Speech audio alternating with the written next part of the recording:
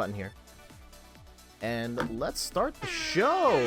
Hey everyone, I'm Jeff from InThirdPerson.com, a personal look at video games, board games, and other nerdy pursuits. And today we are playing Tetris 99 on the Nintendo Switch. And before we get started, I've got a bit of housekeeping to take care of.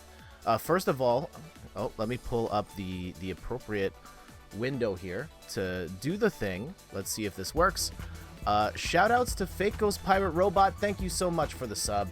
I truly appreciate your support. You've been subscribing to me pretty much since I got Twitch affiliate, and you've been supporting this channel from pretty much the very beginning, since you're the one who gave me the computer I'm using right now.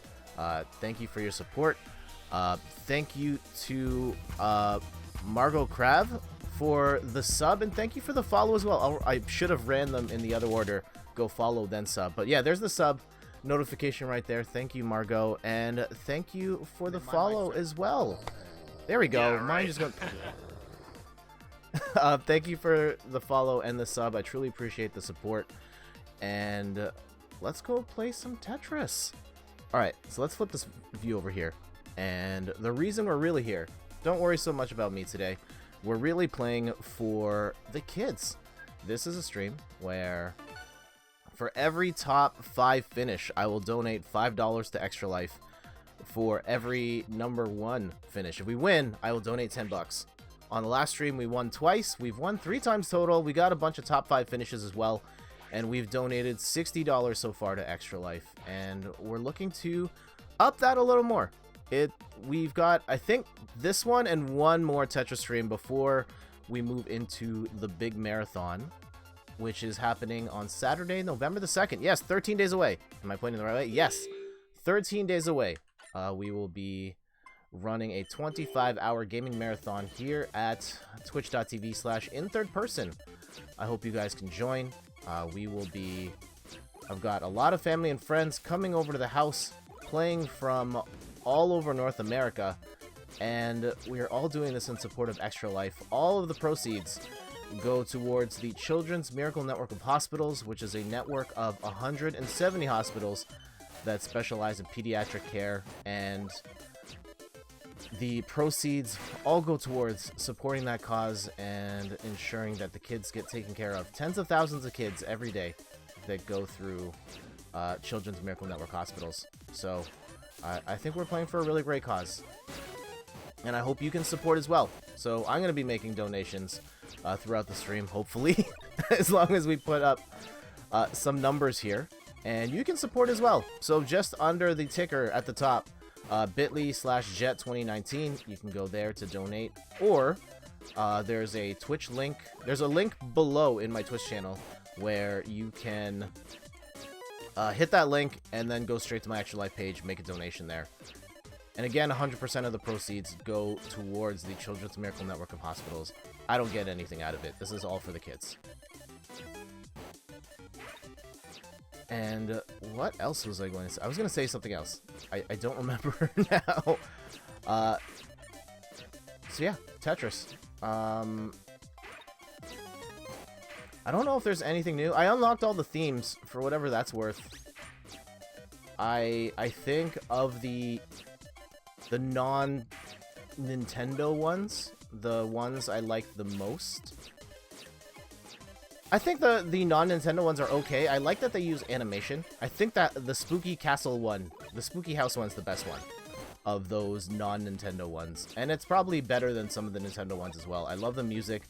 I love the animating from left to right, or as you're like walking from one spooky house to the next. Some of the sounds are a little annoying though. The cat and the witch, no thanks. But everything else is great. And so the big thing, what have you guys been up to this weekend? I went to a convention. I've been talking about it for quite some time, and I finally went to EGLX here in Toronto. It is Canada's largest video game convention, and it's been running for a number of years now, but I hadn't gone. I think just my wife and I go to a bunch of conventions throughout the year, and that one wasn't a priority for us, but this year I really wanted to go. I wanted to go because yeah, the event's definitely picked up momentum. A bunch of my friends have been there. And it's a gaming-centric one. Like, I love video games. And I've just never been to a gaming-centric con like that. So I was really curious to see what it would be like. And on Saturday, my wife, brother, and I finally went. And I'll post more pictures. I posted a couple on Instagram and on Twitter. I also posted some video of me playing Wii Fit or Ring Fit Adventure. Oh man, Wii Fit. That is not... That's gonna be hard to get out of the system. Some video of me playing Ring Fit Adventure. And you can go check that out on my Twitter, on my Instagram. I'll be posting some more pictures on my Instagram stories throughout the day. But yeah, make sure to go check those out.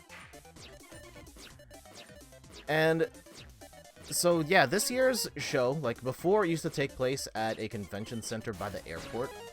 And now they've moved it to a bigger venue. From what I overheard from people at the venue, that this is the biggest EGLX yet, which is good. It was in the North Hall of the Metro Toronto Convention Center, which is like half of what Fan Expo is. Fan Expo is the North Hall and the South Hall. And the South Hall this time was actually... it was some sort of convention for like essential oils and stuff. It was kind of fun. Like, my wife and I entered through the South Hall because the parking lot is on the south side. And when we got in there, like, we weren't sure if it was the North... EGLX was on the North or South Hall. But we go into the South Hall, and there's just this very distinct smell of, like, natural products. And we were like, this might not be it. So we walked over to the North Hall, and yep, there it was. We got there just before it opened. Picked up our tickets. And then went upstairs, and I got to see, like, right off the bat, there's this giant backdrop for EGLX. It looks really cool. Picture of that on my Twitter and my Instagram. And my brother and I are like, yeah, let's go take a picture.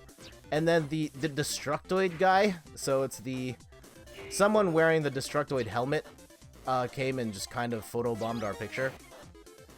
And I was just like, okay. What was I gonna say? Yeah, I wasn't expecting him or her to join our photo, but they did, and that's alright. Uh-oh. And so from there, we wandered around, browse the merch. There was a couple... Here's a random thing. So for a video game convention, there were very few shops or vendors that were actually selling video games. Like 3 or 4. And so we browsed around, and oh, I have to get something upstairs. Okay. There's some stuff for show and tell later on. I will have to bring down. But yeah, I bought some stuff. There was a particular game that I've been eyeing for years now. I used to own it. It got stolen, and I hadn't gotten it back, but now I have it back, and I'm really excited to play it again. Not necessarily the best game of all time or anything like that, but definitely a memorable one from my childhood that I'm happy to have back. And so yeah, we browsed around towards the south end of the the north end of the North Hall. North Center, and we worked our way towards the Rainbow Six stage. So one of the big tournaments. Hey, top 10. All right, can we get 5 more spots, and we'll make a donation right now, right off the top. That would be a really good start to the stream.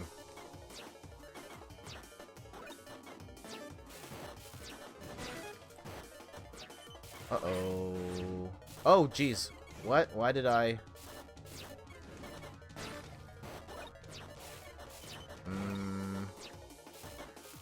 Uh-oh. Uh-oh. This is... Uh-oh. Okay. You need to calm down. Bring it down. Down. Down. There. 2 more spots.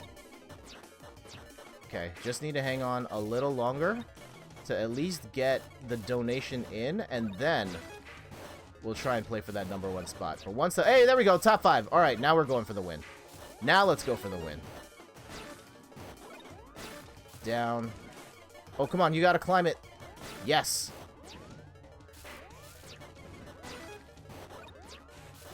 Oh, please. Top 3. That's a very dangerous move on my part.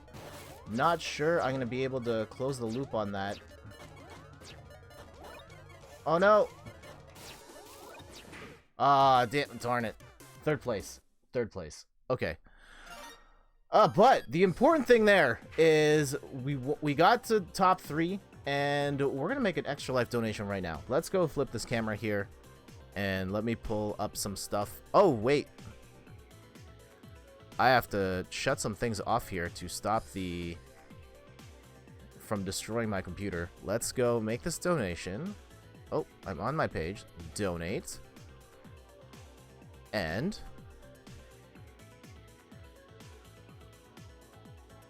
sorry, this process takes a second. There we go. $5. This is coming from Jet. Oh, the stream started again on my actual life. And top 5 finish in Tetris 99. And let's donate the $5. There we go. All right, 1 donation down. Let me go and update some other things here as well. Tetris 99. The message should show up in just a second on the top left corner of your screen and the bottom left corner of your screen. But yeah, there we go. We're off to a great start. Sometimes. Hey, good morning, Ian. How are you? We just top got 5 there. We finish go. in Tetris so 99. the top left corner of your screen, we got the $5, and we will get the big Extra Life donation below in just a second. How are you doing this morning, Ian?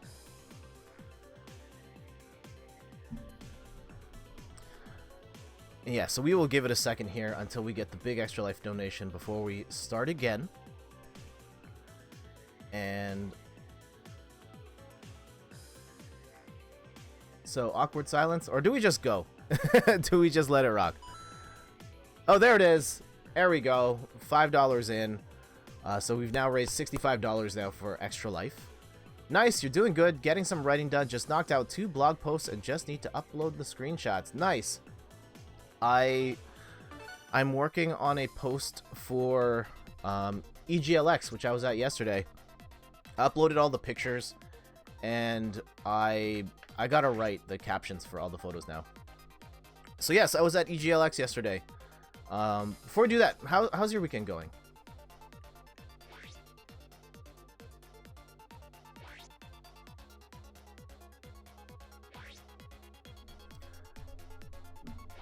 Yeah, I took a bunch of pictures from EGLX. I was thinking of putting them on the screen, but I also have to have my Extra Life donation page up so I can make the quick donations.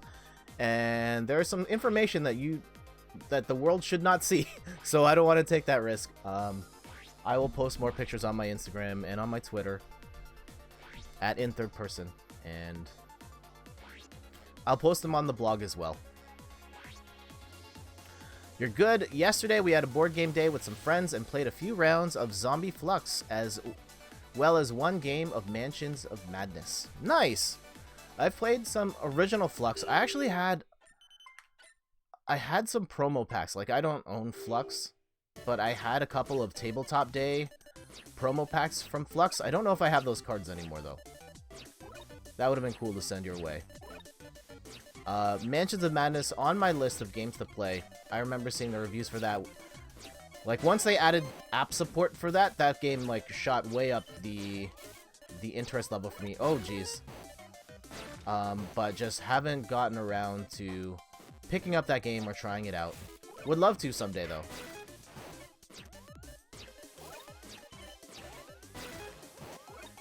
Yeah, my board game purchasing / playing has definitely slipped in recent years. Just the flow of our life has not been conducive to keeping up with board games like we used to.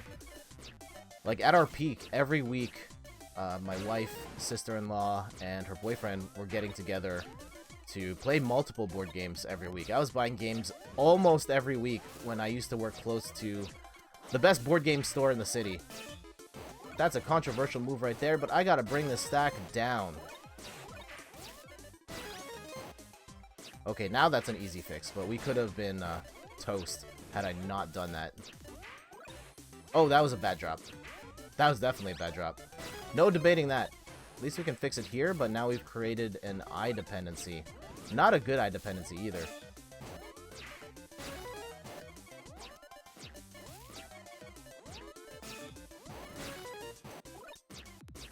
Yeah, I think that's the fundamental challenge of board games, is that for the most part, you need multiple people to play board games.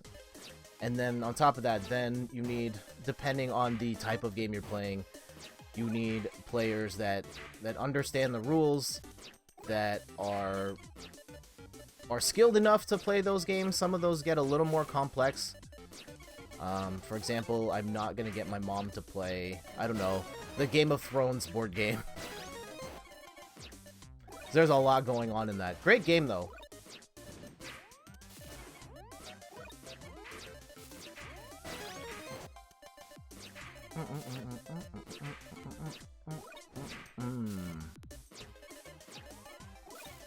And so yeah, Ian, just before you got here, I was talking about EGLX, which I was at yesterday.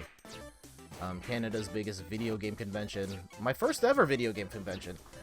I'd been to conventions for like Comic-Con and Fan Expos, the big one here in Canada, and a couple of local ones as well. Ooh.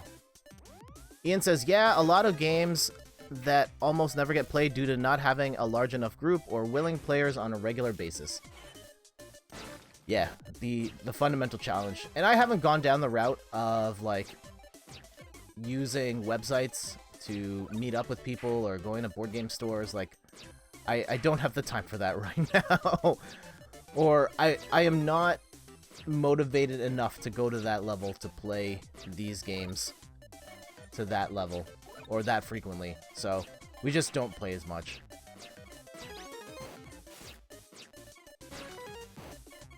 Feel that. Cool. So yes, I was at EGLX, a video game show, and what did I do? There's a big backdrop. Yeah, we were just talking about the backdrop. This huge backdrop. Really nice looking mural. Oh man, we just made a whole bunch of mistakes there. Ugh. Let's see if we can fix that. Yeah, really nice looking mural, and I took a photo. My brother and I took a photo with the Destructoid guy.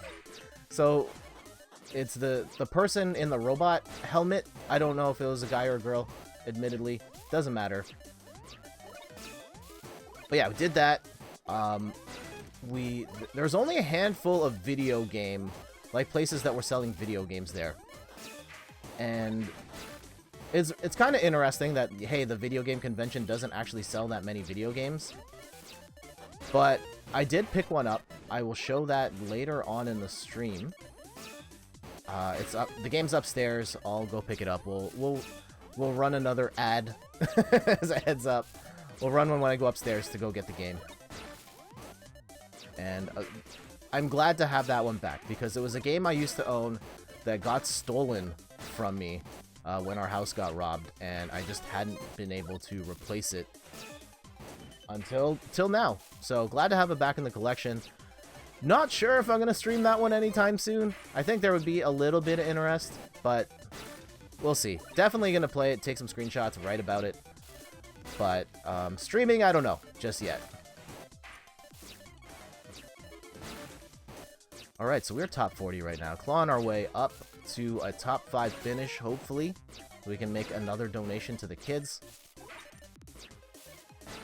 And we got some other donations while I've been offline. I've been promoting the Extra Life stuff pretty hard amongst my family and friends, and we've got a bunch of donations. I think right after the last Tetris 99 stream, Randy donated, so thank you, Randy, for donating to Extra Life. Thank you to Robert for donating to Extra Life. That's actually his second time donating. He donated during the first email, and then I put out a Facebook post, and he donated for that one as well. So double shout-outs to you, Robert. And shout-outs to Eric. Thank you for the huge donation that you made, like, yesterday or the day before, recently, made a huge donation, and I truly appreciate the support. All of the proceeds go to the Children's Miracle Network of Hospitals. And so yeah, we browsed around. There was one booth selling board games and demoing a couple of games. There's this like Versus card game that's out, and it's got a bunch of different franchises in it. They were demoing the Street Fighter one, which would have been cool to learn, but I'm weary of potentially falling down that rabbit hole, because I also kickstarted the Street Fighter Miniatures board game, and that cost me a few $100s. So I think I am tapped out as far as Street Fighter tabletop games go, at least for the next little bit.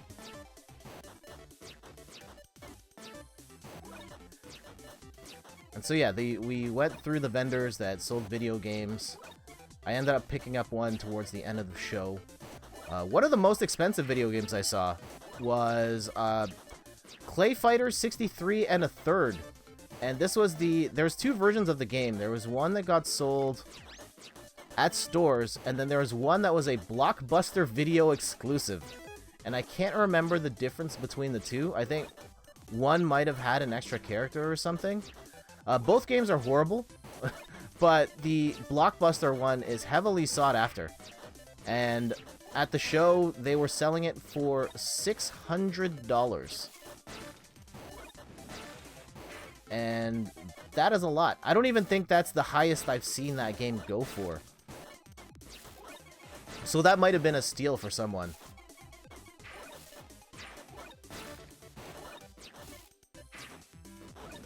I also saw some pretty expensive amiibos. Some people were selling even like opened amiibos. Yeah, one vendor was selling the open amiibos for the same price as the closed ones, and I thought that was a little suspect. But hey, you can price stuff however you want to price it, and people can choose to buy or not buy.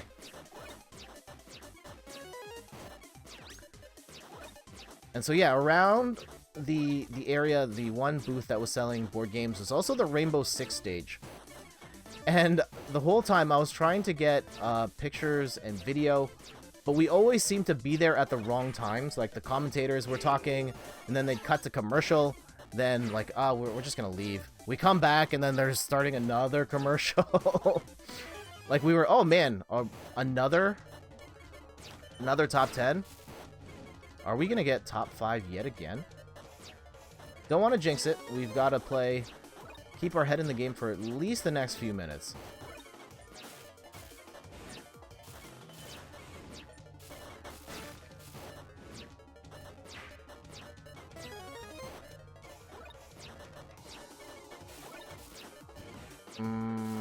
Here. Alright, we're gonna YOLO it. We're gonna go for a T-spin setup, which is probably a bad idea. Okay, we can get it there. Oh, wait. Squeeze that in there. There we go.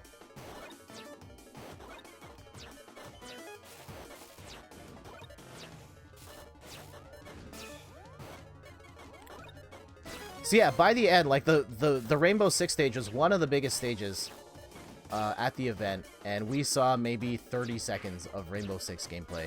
Not that I'm an avid follower of Rainbow Six or anything like that. I know that game has quite the redemption story.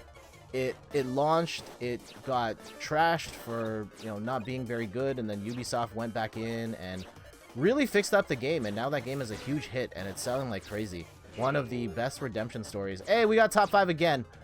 Okay, can we... Let's try and hang on and get a win here. Yeah, if we can just cool off the...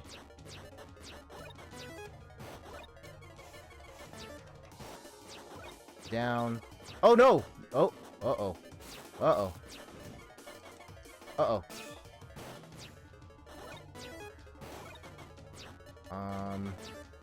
We're top 2. Can we actually get a win? I know this is not looking great for us, and we are hanging on for dear life here. Second place. Second place. That's still good enough to make yet another donation for Extra Life. Let's go do that right now. Alright, if you're just tuning in, I'm Jet from InThirdPerson.com, personal look at video games, board games, and other nerdy pursuits. We are making donations for every top 5 finish in Tetris 99, and donating $10 if we get in first. We got in second, just short of the $10 donation, but we'll make another $5 donation right now. And I'm going to give you a shout out here, Ian. Shout out to Adventure Rules. So $5, the robot voice will say it out loud. I need to change the volume on that. When it pops up in the Extra Life ticker, it just like shouts really loud. And I haven't fixed that yet. So apologies for blasting your ears out there, but let's go donate another $5. Which should bring up our grand total to over 300. Actually, we've been over 300. Yeah, we should get to $313 there, which is great.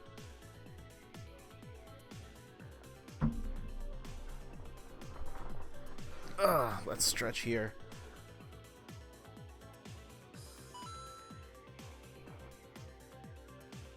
And what were we talking about before? It was Rainbow Six. What else did I see at the show? There was a lot of Smash Brothers at the show. So, there was multiple Smash Bros tournaments going. There was one for Melee and one for Ultimate. And just one of the really interesting sites that I never thought about is that CRT TVs are hard to come by. Shout out to Adventure Rules. So we on the top left-hand side, we got the donation in, and it probably like had the money noise and the screaming kids. And I hope you got to hear your message as well there, Ian. And then, yeah, just down here, we should get the message any moment now. There was Smash Bros tournaments, and they're playing on CRT TVs because the game, I mean, the GameCube is meant to run on a CRT TV, and playing it on an HD TV, the lag is different, picture's not as good. But CRT TVs are hard to come by, and you kind of just go with whatever you can get. And so, one of the TVs was actually this, like, small pink Disney TV.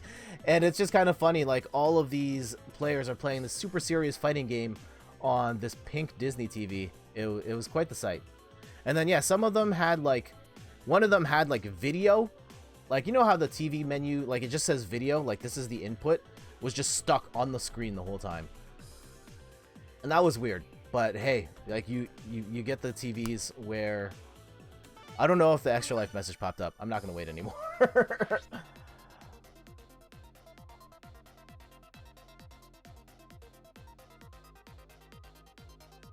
Oh. Here it is. If it hasn't popped up yet, there we go. Yeah, just over here? Yeah, just over here. So yeah, shoutouts to you, Ian.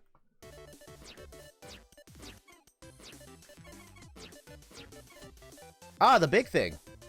The big thing for me specifically, and probably the point of interest for most of those who watch this channel. Drago, hey! Welcome back. How you doing this morning? So yeah, we were talking about EGLX, this video game expo convention I was at yesterday, and you're about to get to the good stuff. We got there,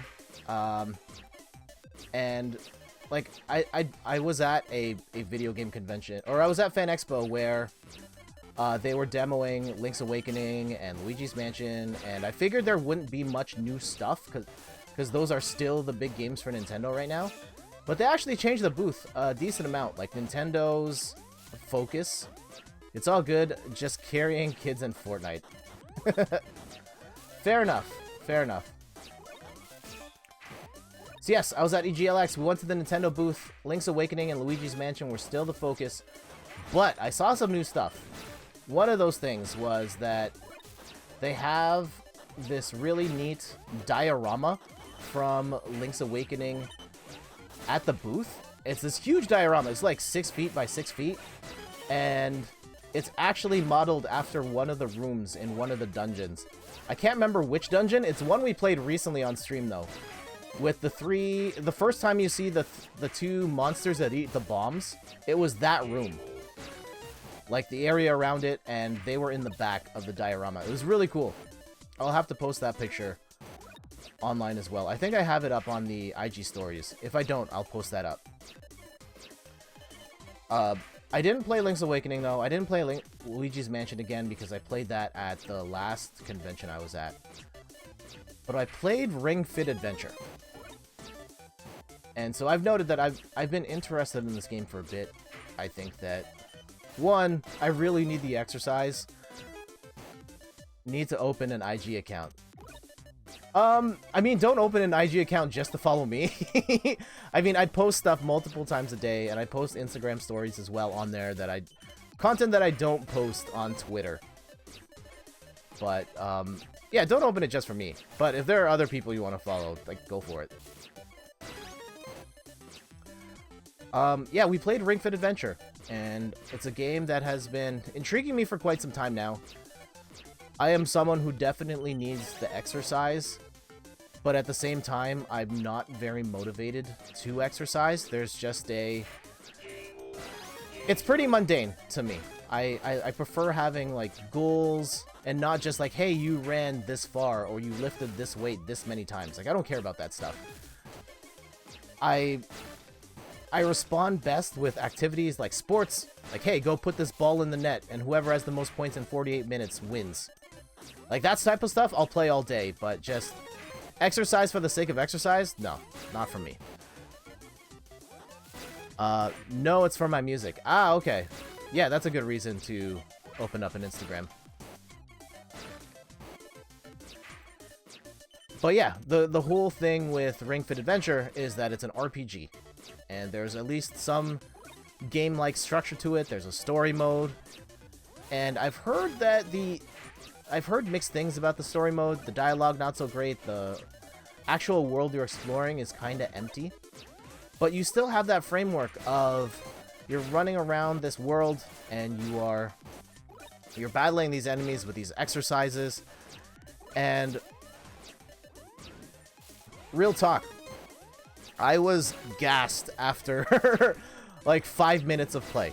And look, I know I'm not in peak physical condition right now, but the exercises that it gets you to do are legit. It does a pretty decent job at making sure you're doing them properly. And I think the thing that really stood out to me was the running sequence.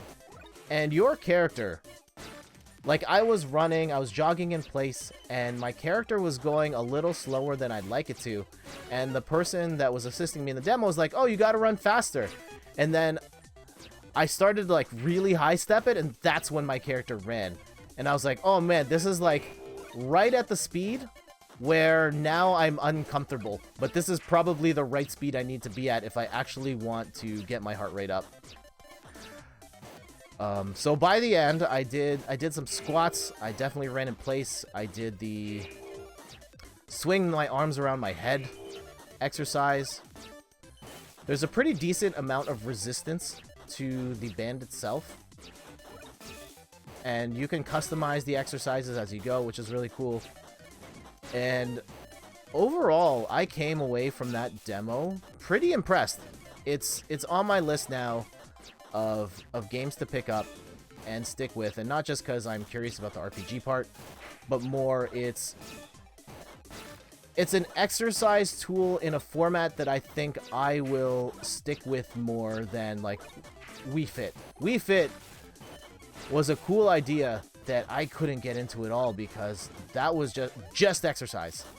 It was just like a person walking you through exercises, and that wasn't interesting to me at all. But having that RPG hook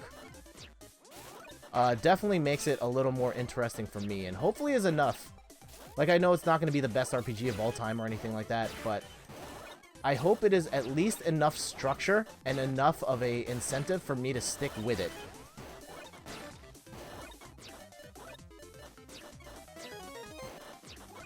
And Drago, I see you've, I'm getting it as soon as it comes to South Africa. Ah! When is it coming out in South Africa?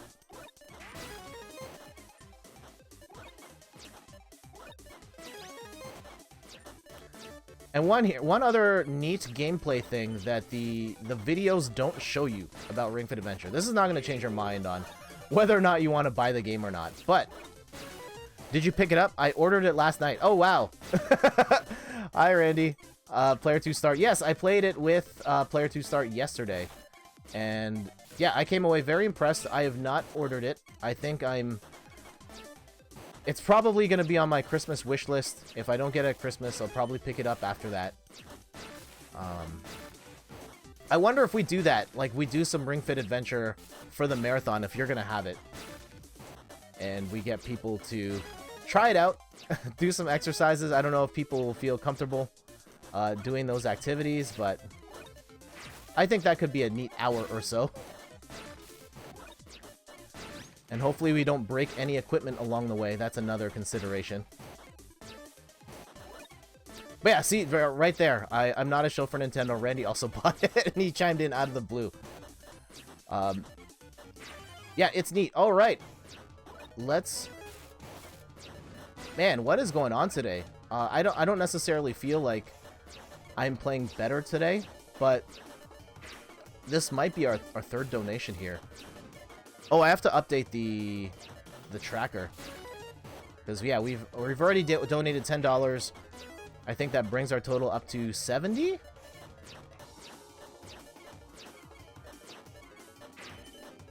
Ooh, let's do it. There are mini games that I think will work for people that don't want to do straight up exercises. Okay, great.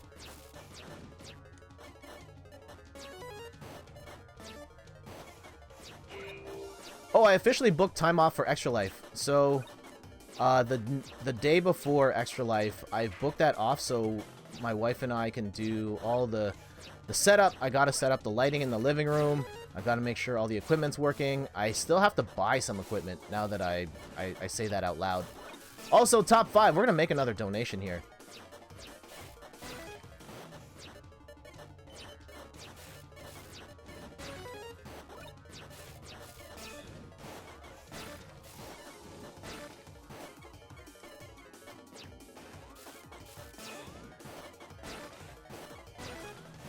Woo! Can we make it a $10 donation? Uh-oh.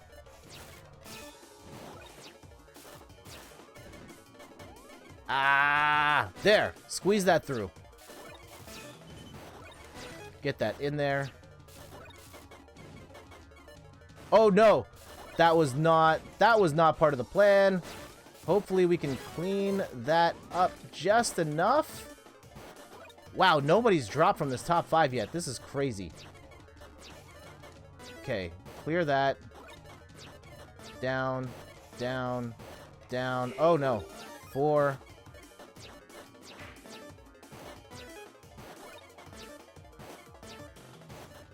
Oh, no. Had a brain fart there. Just a sec.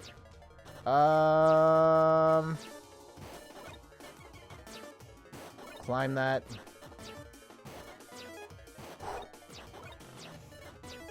Top 3. Oh, no. That's square piece at this speed. Top 2. Oh, no. Oh, come on. Ah.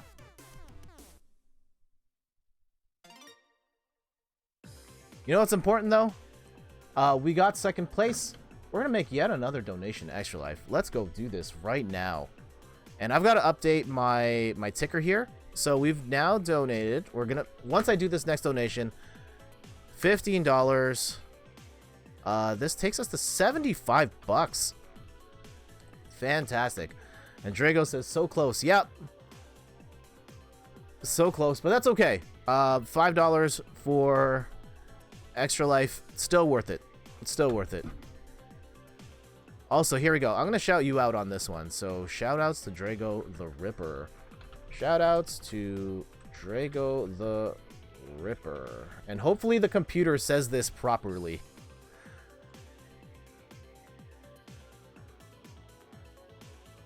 Got it. Okay. So yeah, for those just tuning in, and other nerdy pursuits. Shoutouts to Drago the Ripper on the Nintendo Switch. Playing in support of Extra Life, we are donating $5 for every top 5 finish, $10 for every win. We've gotten 3 top 5 finishes this morning. This is crazy. Sometimes we go hours before I get my first donation in. We've already gotten 3. There we go. Top left-hand corner. Got the $5 in. And we're going to get another one down here in just a second. After that, I'm going to go upstairs. I'm going to grab something for a quick show and tell. I'm going to run an ad. Don't get scared. Don't run away. Make sure... There we go. Another $5 donation. That's $15 today. We are... Man, the kids are cleaning me out today. That's okay. That's okay. We'll keep it going. I'm going to run a quick ad right here. Don't go anywhere. I'm going to go upstairs, grab a thing. I'll be back. I'll show you what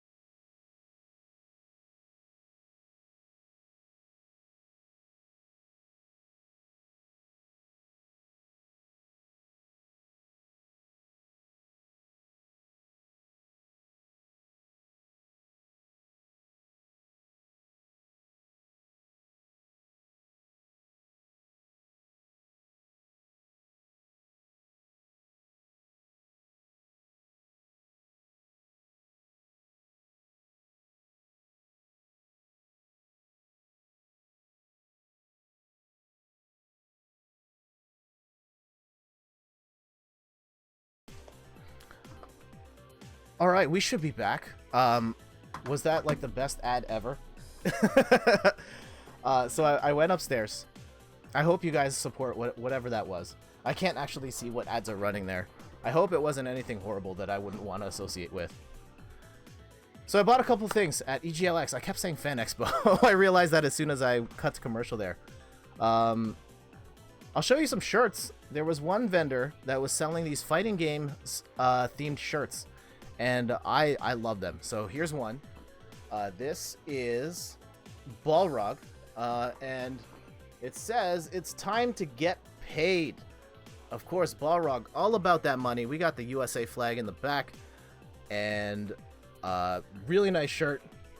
This was only 10 bucks. Usually these shirts at these conventions start at like 25. So $10 shirt, pretty sweet. I love the look of that one. Very Murica. And one other shirt. This is a deep cut. Bonus points for anyone that recognizes, can get the reference here. So it says, it ain't over till it's over. And that person there is Cyclops. Super deep cut. One of the most legendary moments in fighting game history. IFC Yipes versus Justin Wong. Justin Wong only has 1 character left against Yipes' 3, and with just Cyclops, he makes the most legendary comeback in Marvel vs. Capcom 2 history. And so, yeah, a shirt to commemorate that moment is crazy. It's such a deep cut. Such a deep cut. So, yeah, I picked both of those up. Also $10. I don't know the name of that vendor, but shout out to them for great shirts at a super cheap price. And one more thing I bought, also fighting game related, but not Street Fighter, not Capcom. Ninja Turtles. This is Teenage Mutant Ninja Turtles Tournament Fighter on the Super Nintendo. During the peak of fighting games in the 90s, the Ninja Turtles had their own fighting game, very much in the style of Street Fighter. And I remember owning this. I bought it on clearance years ago, and I enjoyed it. And looking at it after the fact, the internet is generally positive on this one. I'm sure it hasn't aged particularly well, but I look forward to going back and playing this one now that I'm way more experienced in video games. Maybe we'll stream this someday, maybe we won't. I'll definitely play it, take some screenshots, write about it, and we'll have some fun with that. Also, one thing to note, let me know if you guys get channel points. I signed up for the early access on that, and you guys should be getting channel points now as you watch. So certain things like if you subscribe, if you follow, there's some other actions that get you channel points as well. But primarily, if you're watching the channel, you are getting points towards rewards that you can cash in here on In Third Person. So, for example, you can cash in X amount of points to unlock an emote, unlock a random one, or unlock one of your choice. That one costs a little more. You can spend channel points to have a message highlighted. You can, if you're not a subscriber, you can spend points to get a message into the sub-only chat. There is no sub-only chat right now, but there's assorted benefits that you can use towards my channel or any other channel you watch on Twitch once this rolls out in full. So yeah, let me know if you guys actually see that, if you see that you're accruing points. I hope you guys can unlock some emotes. And I've got to set up some custom rewards as well, because I can do that now. I don't know what you guys would want to unlock from me. I don't know if it's an extra emote, if it's having me play you a song, or doing something I'd rather not do. Eating a pickle. No, I'm not eating. I think pickles are gross.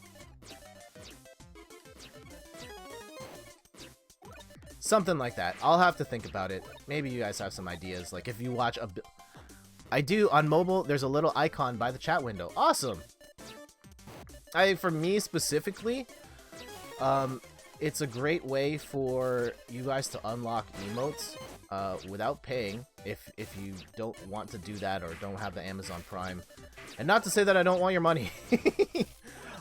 Yeah, subs absolutely help the channel in a huge way. Probably the biggest way. Well, one of the biggest ways you can support. But I understand that the tier 2, tier 3, that's a really big commitment. And I kind of figured not many people will take advantage of those options. So if this is another way that you guys can unlock the heart, the love emote, and the champ emote, I would love to see those start being used. So definitely save up those points, watch the channel, unlock those emotes. But yeah, enough about me. Back to the kids. We are playing Tetris 99 in support of Extra Life. We've already made 3 donations, so been on a bit of a hot streak here. Hopefully that keeps going for the remainder of the show. What else happened? So we talked about Ring Fit Adventure. I liked it. Randy liked it enough to buy it. I liked it enough that I want to get it at some point. Not gonna lie though, I don't think I would stream myself playing. Like, I don't think that's gonna become a regular part of the channel. If I do get Ring Fit Adventure of just me streaming my workouts, I don't know if I want those visuals out there of me exercising like that. But I do understand the other side of that, of trying to promote healthy living and exercise, and maybe you guys watching me exercise would motivate you to also take some extra steps in improving your health. There's benefits to that too, beyond just me like potentially embarrassing myself. So some stuff to think about.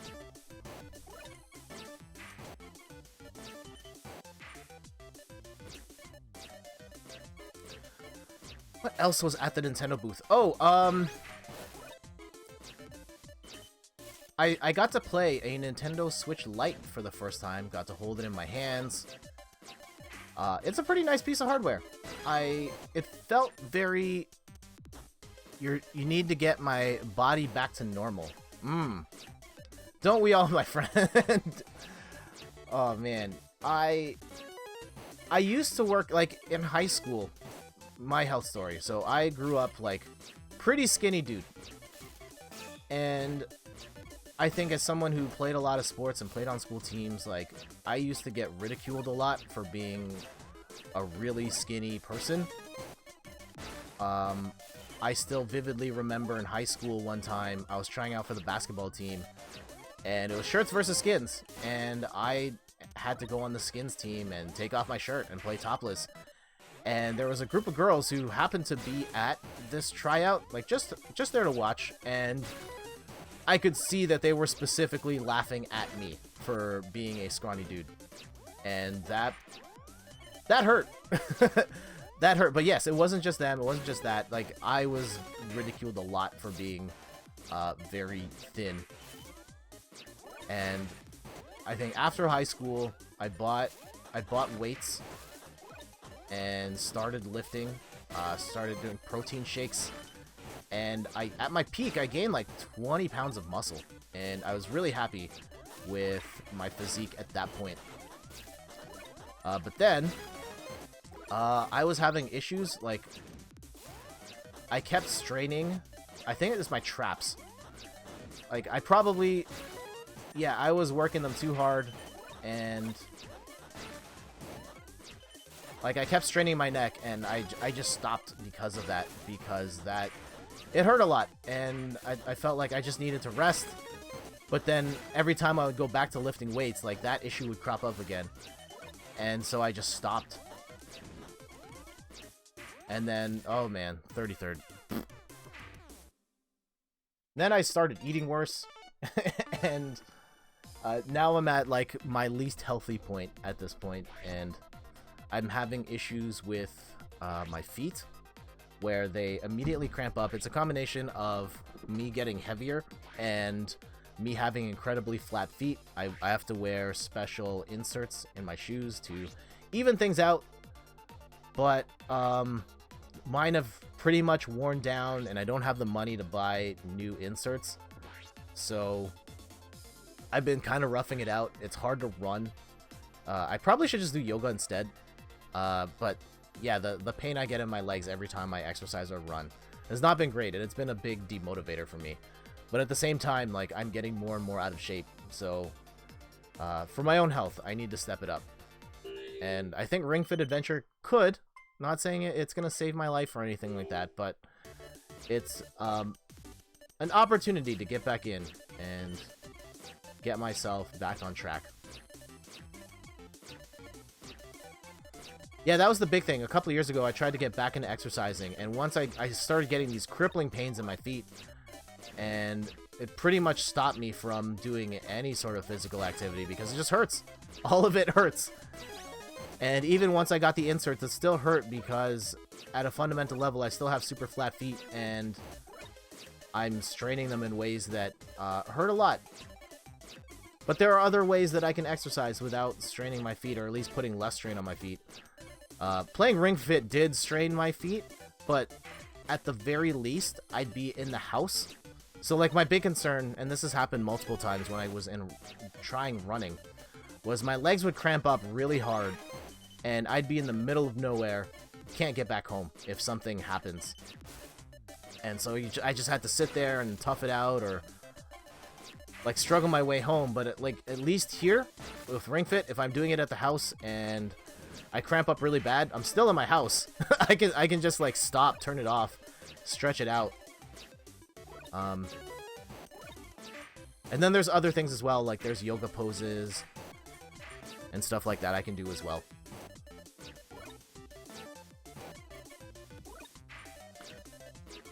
Other things. So yes, I got to try a Nintendo Switch Lite. It's a really nice piece of hardware. It felt more solid than I was anticipating, but I guess because it's one solid unit versus the Switch, which is the tablet in the middle with detachable controllers on the sides, where it feels a little frail at the seams when you can kind of feel the Joy-Cons creaking on the sides, and that was a really bad move. That was even worse, jeez.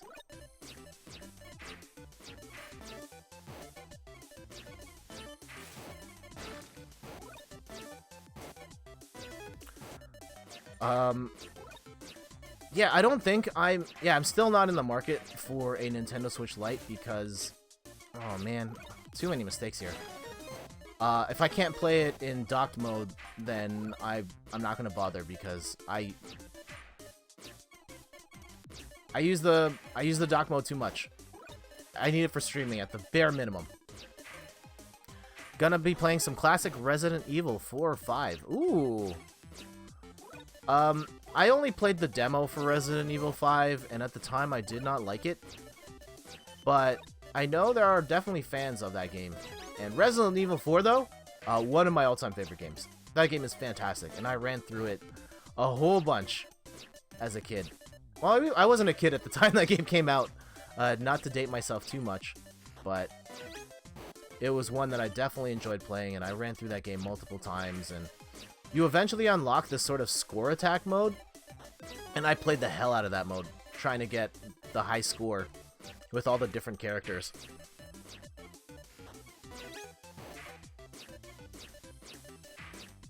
Also, there's an achievement. There's an icon I want to unlock in Tetris 99 that's get 10 T-spins in a single Invictus match.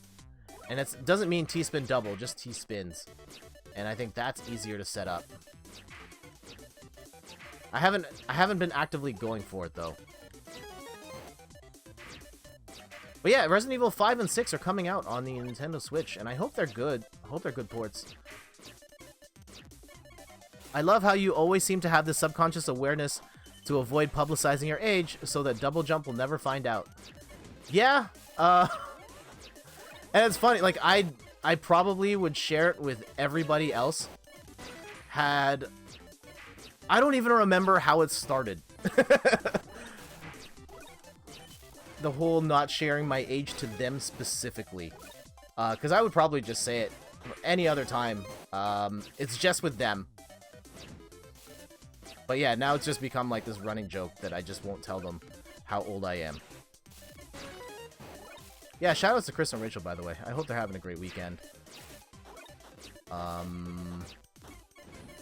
was I saying? Oh, about being old. Resident Evil 4, what was it about Resident Evil 4? Oh, great game. Fantastic game. But I have not really played a Resident Evil since then. I tried the demo of 5, it felt very antithetical to what I wanted out of a Resident Evil game. Just the whole co-op part, and I didn't like the AI on Sheva. But maybe I would enjoy that as a 2-player co-op game. Especially if it has online play, and Randy and I could play that together or something. Or stream that with someone else. That would be great. And side note, I guess we can talk about it on the stream too. Ian, I know you sent the video to me. I haven't had a chance to look at it. I know the sound is fine, like from the previous videos. Just at a glance, looking at your video with the lights, it looks a lot better. So yeah, I'll watch that today, and that should be good. And I guess we can announce it here. At some point in the near future, At Adventure Rules is going to be on the channel with me. We're going to play some Pokemon Let's Go just before the launch of Pokemon Sword and Shield. And we will battle. And then once we have that set up, Ian, we can play Sword and Shield together, either battling each other or participating in the raid functionality. Because I think that's like co-op. That could be fun. I wonder how involved that raid stuff is. Yeah, looking forward to having you on the channel soon.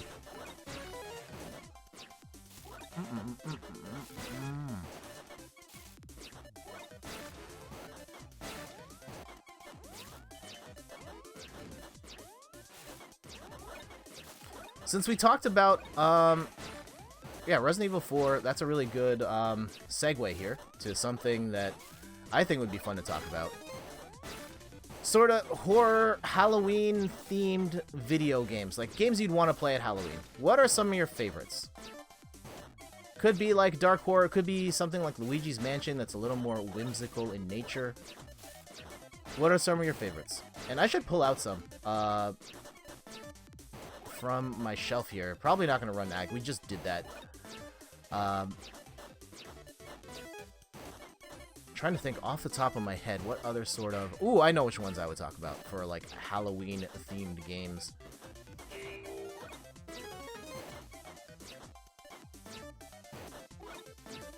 Also, top 10. Man, we've been doing like great today this stream.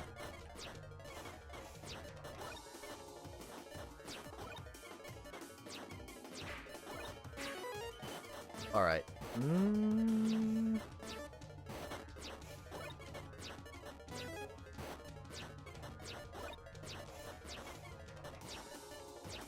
Yeah, so tell me some of your favorite Halloween. Oh, whoa, what just happened? Oh no. Oh no. That was not good. That was not intentional. And I'm gonna hate if that's gonna cost us. Here, can we hang on just a bit longer? No, we cannot. Wait, did we get it? Did we get it? I think we squeaked into 5. Yes!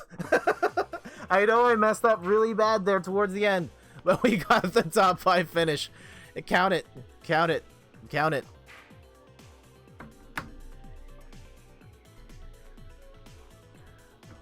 Okay, let's...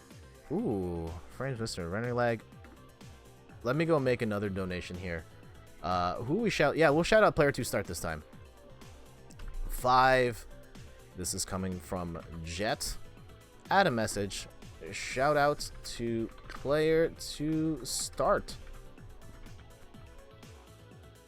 Donate $5. Done. Got it.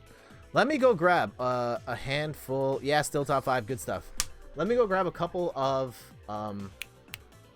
games I would think would be thematic for Halloween. Give me like 2 seconds. No ad this time. Ugh. Oh wait, hold on. We need to get the notification. There we go. Okay, so got that. And shout out to player 2 start. Let's do that. And then I'll grab some stuff off the shelf.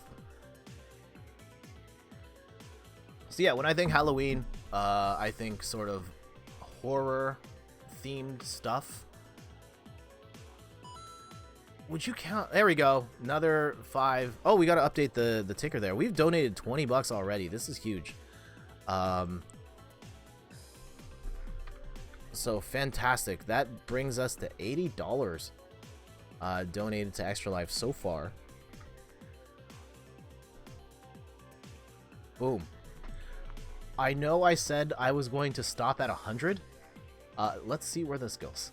I know we've only got this stream and then like one more stream to go in this campaign, and we'll see what happens when we get there. But for now, let me go grab a couple of Halloween themed games and let's talk about them. Give me a sec.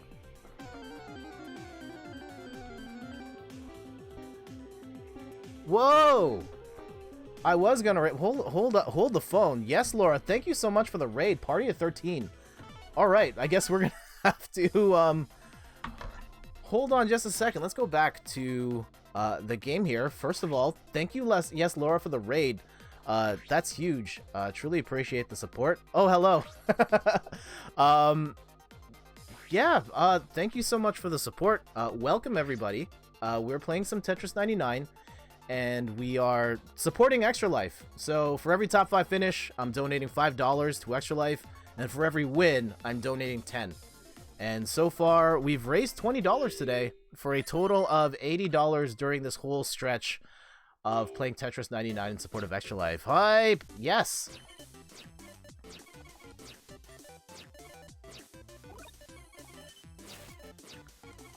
So yes, Laura, that's so cool. Thank you. Yeah, this is my second year doing Extra Life. This is the first one where I've done any sort of campaign outside of the marathon. The marathon's happening on Saturday, November the 2nd. Hey, thank you so much for the follow. Truly appreciate it. Yeah, wow. 18 people on stream. That's amazing.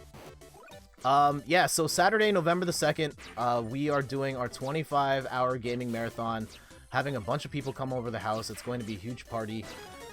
Some friends from the US will be playing through Discord as well. We're going to be playing some Phoenix Wright Ace Attorney. We're going to do some voice acting for that. Going to play some Super Mario Maker 2. I just bought Death Road to Canada for us to co-op that. There'll be Jackbox. Sounds like we're going to get some Ring Fit Adventure as well. And, of course, we're going to play some Tetris, too. So, yes, Laura and everybody that came through. How are you guys doing today? Really hoping I'll be able to be there for the Ace Attorney part of the stream. I'm super excited for that. Awesome. Wow. Hope I can catch that. Yeah, for sure. It's going to be a lot of fun. Last year's marathon was a blast, and I was really moved by the amount of... You love Ace Attorney. I do too. I think you've got a lot of Ace Attorney fans in the channel here as well. We are huge fans of that game, and there's some streamers that a bunch of us watch who've been streaming the game on and off for the last few months. Twitch.tv/xdoublejump. Shoutouts to Chris and Rachel. They've been playing the game on their channel, but they'll be on here with me when we play some Phoenix Wright with the whole group. We'll have enough people to voice every single role. So that's going to be a lot of fun. Yes, Laura, what other games do you enjoy?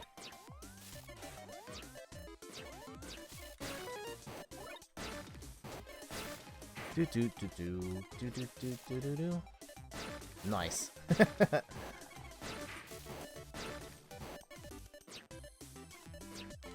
So yeah, we got like top 50 right here. Yeah, definitely play some Tetris because yeah, of my favorite games, Tetris is definitely one of them. One that I've been playing since the DOS version. I've told the story a bunch, but my mom, who is an accountant, once took me to her work, or like a few times would take me to her work on Saturdays because she just had some extra stuff to finish, and she would sit me down in front of the work computers to just keep me busy, and one of the computers had Tetris on it, and that's how I discovered this game. But have been playing the NES version, the Game Boy version that I have. Oh, geez. The Game Boy version I have right here. And, of course, Tetris 99. Oh, definitely. Tetris 99. Currently playing Link's Awakening off-stream. Ah! Nice. We've been playing that one on-stream as well. What are your thoughts on Link's Awakening? Yeah, I did. You had the handheld when you were a kid. Ah, yes. My brother had the Game Boy. He got it as a hand-me-down from our cousins John and Jeff. And so I always saw that as his thing, and I didn't really play the Game Boy growing up. Other than Tetris. I played Tetris for sure. He had Link's Awakening, loved it. Brother's actually in the chat. The blue and gray one. Ah, okay. Nice. Yeah, so I would borrow it to play Tetris, but he was on it mostly. He played Link's Awakening, played Pokemon on there. Pokemon's a big one for him. I guess Randy could tell you. He's in the chat right now what he liked to play on Game Boy. Link's Awakening is good. I prefer the first, but it's cute. What do you mean by the first? Like the original Legend of Zelda, the original version of the game on Game Boy.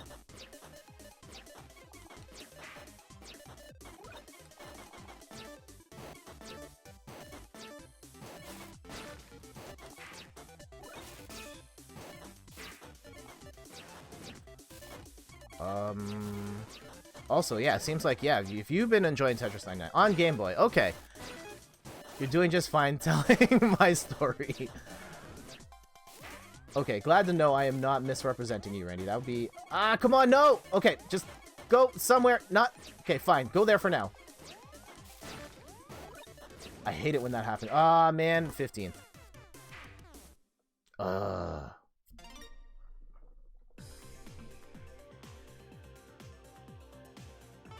Alright, let's run it back. GG. Yeah, that was a rough end. But that's okay. We've got more time. We will put up some more top 5 finishes. Hopefully get some wins. We won 2 times during the last stream. Made 2 $10 donations there. And let's keep going. And so Link's Awakening, you're a fan. I enjoyed it as well. I played one game off stream and I beat that and I had a lot of fun. I love how weird it is in like all the Mario stuff and in the ways that it breaks from Zelda convention. I love that it has a jump button. Jumping in Zelda is so fun. I like that a lot of the power-ups you get. Actually gotta head out now. I'll check you out some other time though. Glad I found your channel. Thank you! And I will check out your channel as well. I enjoy watching Tetris 99 streams. And looking forward to seeing you stream. And yes. Yeah, thank you so much for dropping by. Thank you so much for the raid. Truly appreciate it. Take care. I hope you enjoy the rest of your Sunday wherever you are, whether it's daytime or nighttime. And yeah, we'll see you around.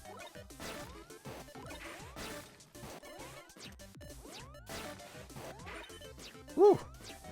Yeah, but everybody else that's still here, thank you so much for dropping by.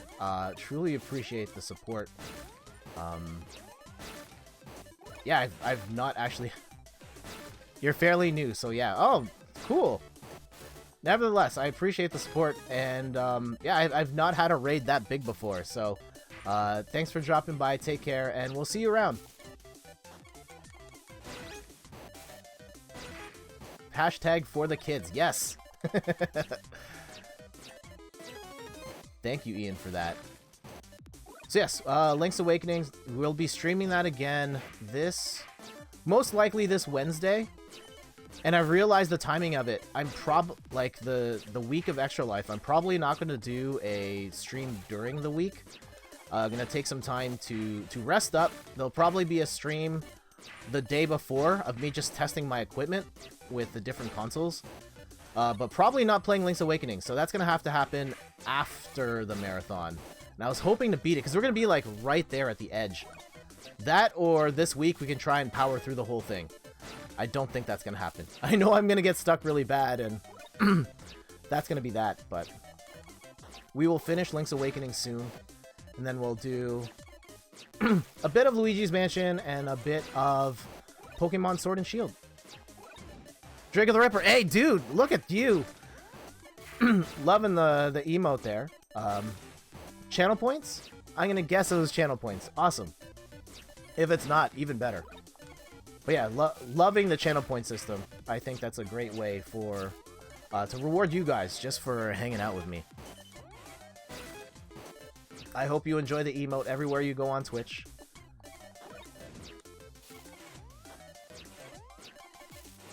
Channel points. Yeah, fantastic. Good to see that it's working. I don't know how long you get to keep the emote, like if you get to keep it forever or what. I'd be okay with that. I think the points reset. But yeah, if you guys are getting the emotes like that, that's awesome.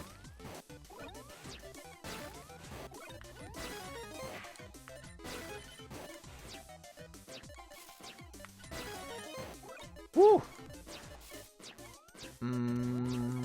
Oh man, I just like totally filibustered there. What were we talking about? I know there was Extra Life stuff. There was Halloween games. Oh, Link's Awakening. Anybody else played it? I know, Ian, you've been playing it. I don't know if you've beaten it yet. I'm gonna guess you have at this point. Closing thoughts on that? Randy, I know you're not very far in Link's Awakening on Switch. Is anybody else playing Link's Awakening? What do you think?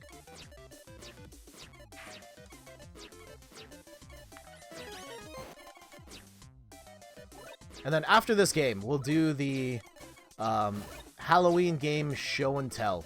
I'm gonna go pull some games off the shelf. I've been beating it.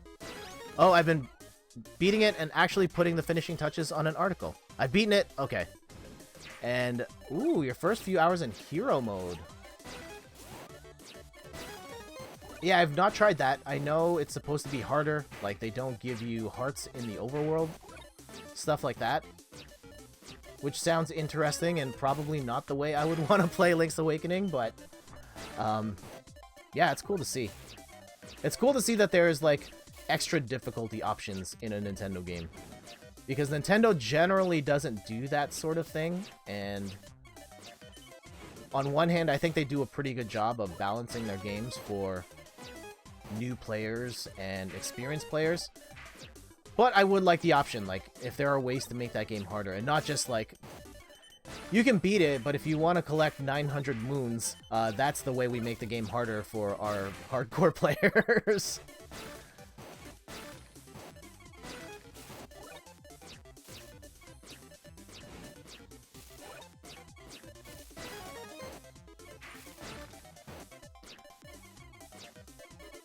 But yeah, Halloween-themed games and Halloween stuff. Do you guys have any plans for Halloween? Are you dressing up? Are you going to any parties?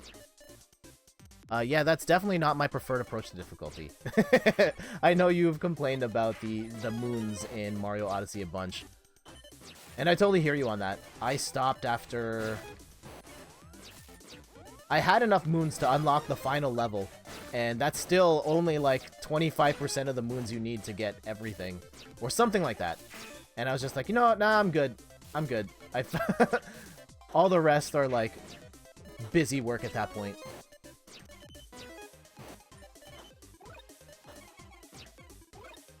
Let's try and get a T-spin there. Almost said that. Let that sit there for too long. I know, not the best T-spin. But let's go. Yeah, for Halloween. Oh, yeah, I just realized. We're a week away from the Halloween party that I'm scheduled to go to.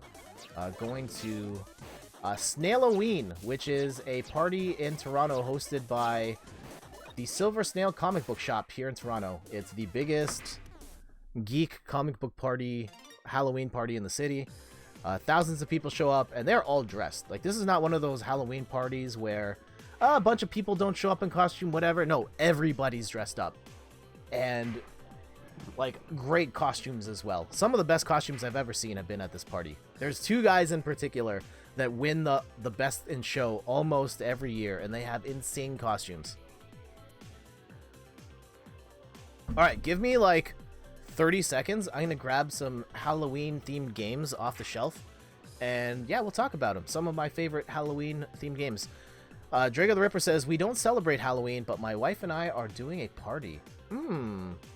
Okay, that's cool. Yeah, party's still great. Do you know my country? Yeah. Do they celebrate Halloween in your country? That's my next question. All right, let me grab some games. I'll be back. Give me a sec. I'll be very fast, I promise. I'll be talking here just so you know I'm not gone. Ooh, that's a good one. Here. Do you guys think... No, we're not going to count that as Halloween. There. I guess we'll count this one. Ooh, here's one. Definitely Halloween. Oh, this one for sure.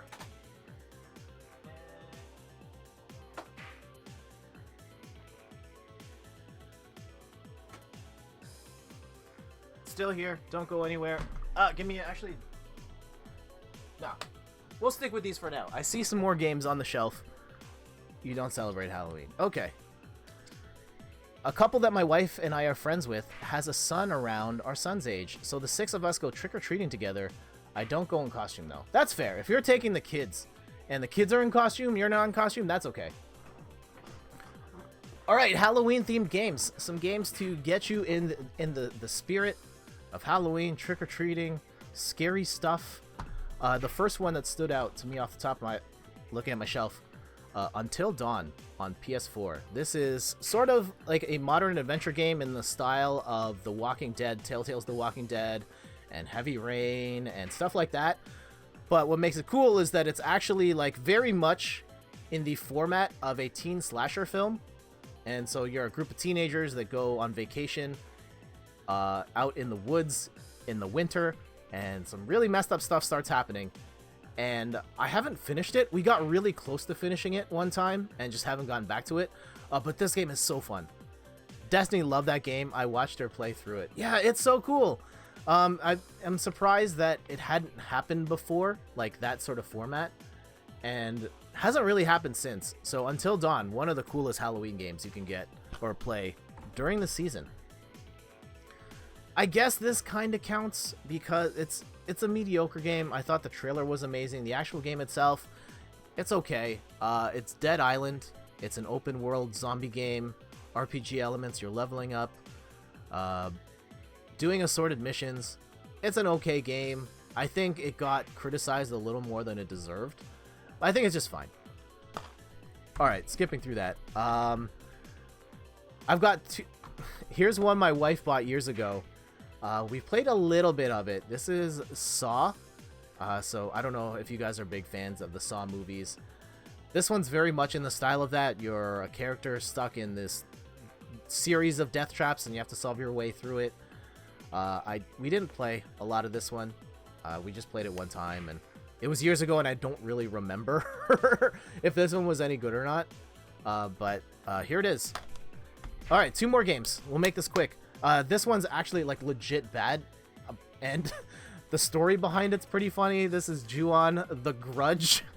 My mother-in-law and her husband, my father-in-law, are big into going to auctions, and there was this like load of games, and they just bought it, and like they had no idea what these games are. They just saw video games, we're gonna buy it, and they gave me this one, Ju on the Grudge, on the Wii, and it's a first-person game. You can't fight in it. It's actually kind of ahead of its time. Like you wander around with the flashlight in the dark. You can't fight. You're trying to avoid enemies. It's really poorly done, but the concept was okay. Yeah, don't play this one. And last one, probably my favorite of the bunch here. Let's queue up while we're waiting here. Left 4 Dead. I love the Left 4 Dead series, playing those co-op. The zombies jump out constantly as you're trying to get from point A to point B. There's multiplayer. You can play it in co-op. The enemies come at you in waves at different times. And I love playing this one. I streamed this last year around Halloween. I don't know if I'm going to get around to that this year. But this would definitely be fun to play during this time of the year. Now let's go back to some Tetris. For those just tuning in, I'm Jet from inthirdperson.com. You pulled out the big guns with Left 4 Dead. Yes! I have Left 4 Dead 2 on the shelf. I didn't see it while we were doing this, but Left 4 Dead is a fantastic game. For everybody else, what are some of your favorite Halloween-themed games? Trying to think of other ones I have, like Luigi's Mansion 2 I have. Dark Moon, I think it's called. More of a whimsical take on horror.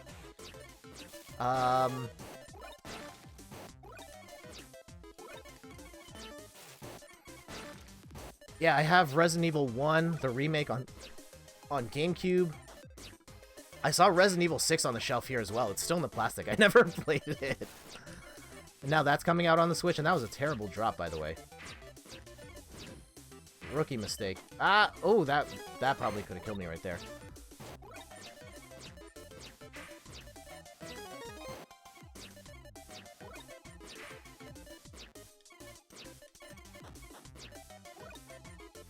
I didn't like that drop at all. Zero Escape kind of has slasher vibes, although it's a little more on the sci-fi side of things. Yes, this is a game I see you reference a lot. And I've heard a lot of good things about it. I've never had the chance to play it, but for you, Ian, I will keep my eyes open for it. If I ever get the chance. Maybe they port it to the Switch at some point, which doesn't seem entirely out of the question because everything gets ported to the Switch.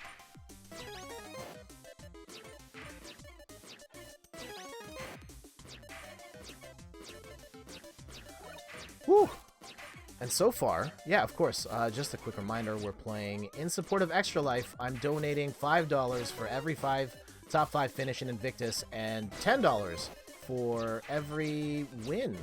And so far, we've gotten 4 top 5 finishes. Haven't been able to get over the hump there, but still, we've raised $20 for Extra Life so far, and that's great. We can support... Any support for the cause is great. All of the proceeds go towards the Children's Miracle Network of Hospitals they support. That network is 170 hospitals in North America that take care of tens of thousands of kids every day. I think they're all on Steam as well, so if you have a PC that runs games, well, that's probably the easiest place to get them. Yeah, I don't like playing games on PC. That's my thing. I'm probably gonna, like, never get into PC gaming. As long as there are console options, I'm probably not gonna do it. Or I would probably track down a DS or 3DS copy of that game before playing it on PC. Just because... Not a fan. Which is, I know it's... like, the most popular gaming platform is the PC. But just not for me. Do do do do do do.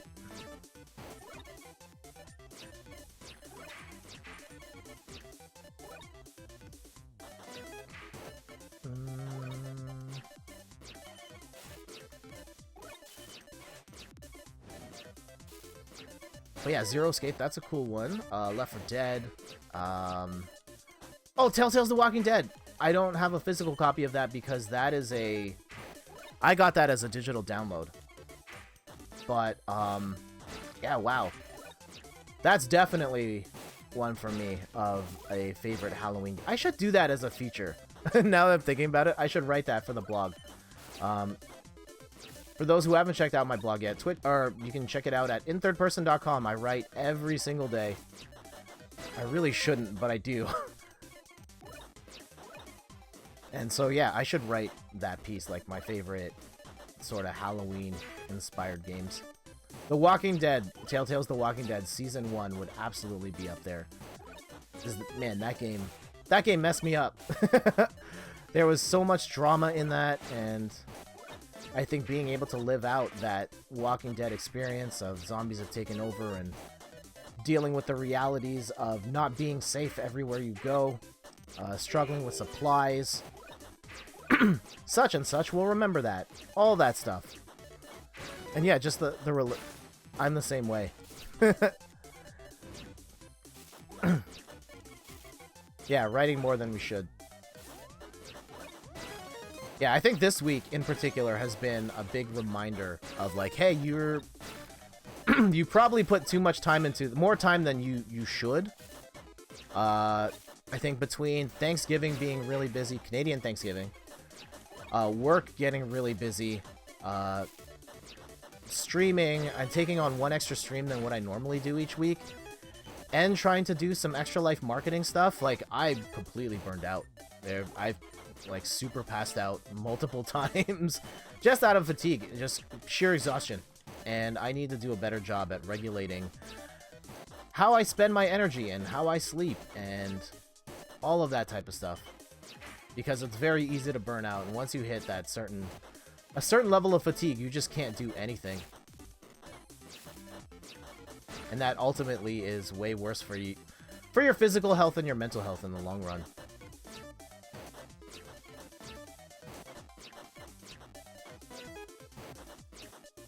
Yeah, for me, the biggest example of just like wearing myself out to the point, to a really bad place was years ago. I was going through college, and my tuition was coming up in the summertime, and I didn't have the money to pay to continue to go to school. I had 3 part-time jobs at the time, and trying to make up the difference so I could cover the cost of school, I was working every single day for over a month, well over a month. And I got to a point, I started getting sick, but I was like, no, I need to save money so that I can go to school, because I don't know how else I'm going to afford this if I don't keep working these hours. And one day, like, the sickness just got really bad. I was at work, and my supervisor was like, this is not okay. You need to go home. And I think my mom actually came to my work and was like, we need to get you to the hospital right now, dude.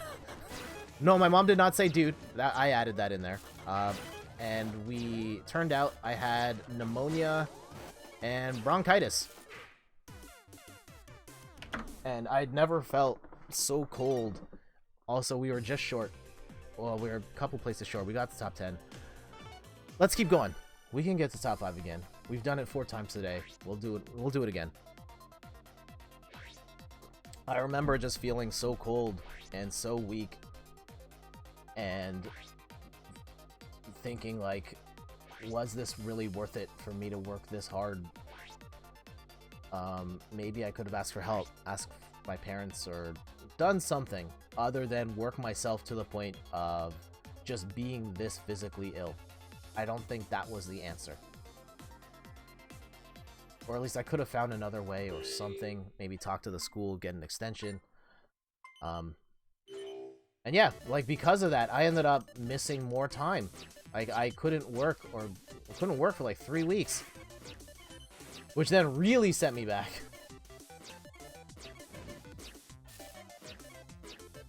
And in hindsight, I don't even remember how I ended up covering the tuition during that period. I think my parents stepped in to help out, if memory serves me correctly. Also, man, oh, yeah, not a good drop. Alright, we'll fix that.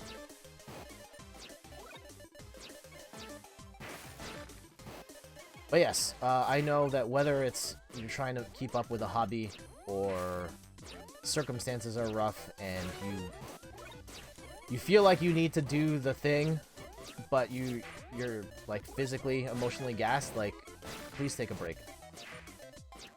Like it's really important to take a few minutes, a few hours, take a nap, sit down, don't look at screens. The other day, I made a tweet about being super tired, but also feeling really creative.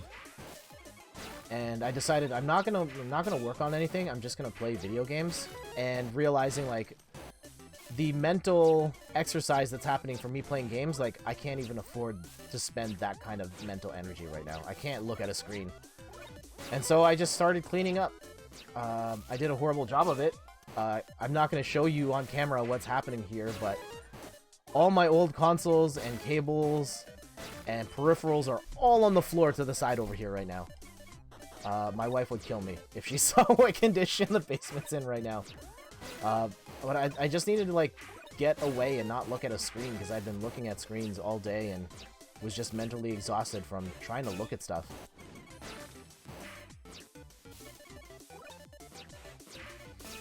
But yeah, have you guys ever had any moments where, like, you felt like you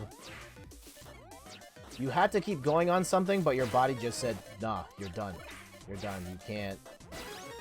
You can't do this anymore. You need to chill. Hopefully you didn't get super sick or anything like that, but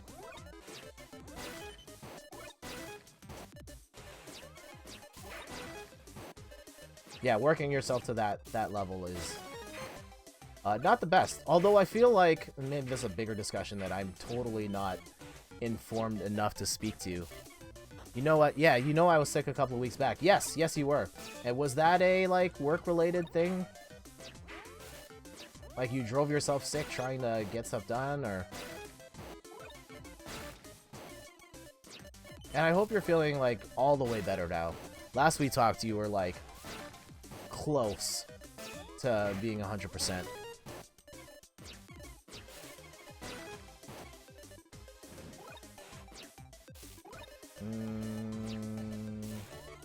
Trying to get a T-spin set up here. Not working out for me. Alright, let's just cash this in. Basically my entire Japan trip last year. Oh no! I was in so much pain just walking around.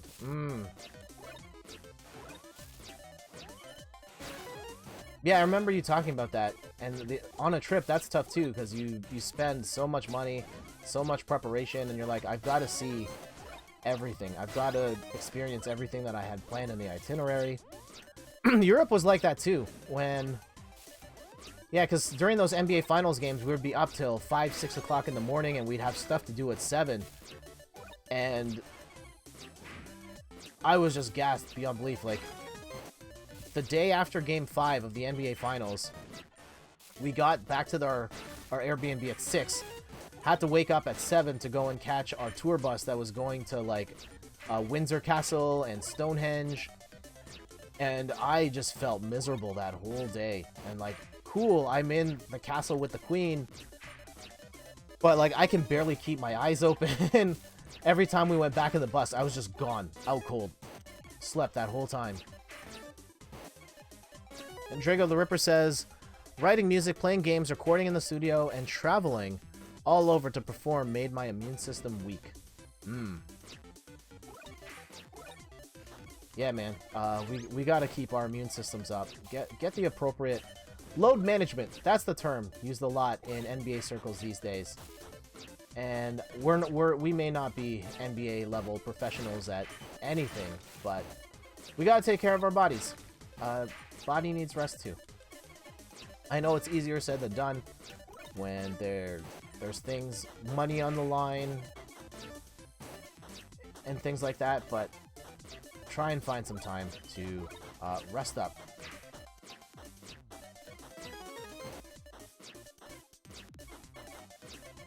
And of course I say that, and I'm like the worst at it. I'm probably still going to... Like, there's still a bunch of stuff for Extra Life I've got to do. There's equipment I got to buy. New stuff that I'm saving for the stream. I'm not telling anybody until the stream happens. That I have to test out. And don't look for my burner account, by the way. Just don't. It's a secret. It's a secret to everyone.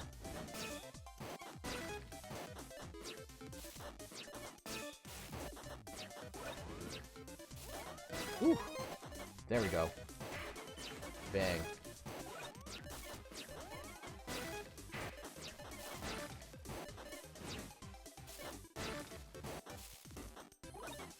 This is not... There we go. I might have held on too long, waiting for that eyepiece. And now I just blocked that off. That's not good. Okay. Can we hang on here?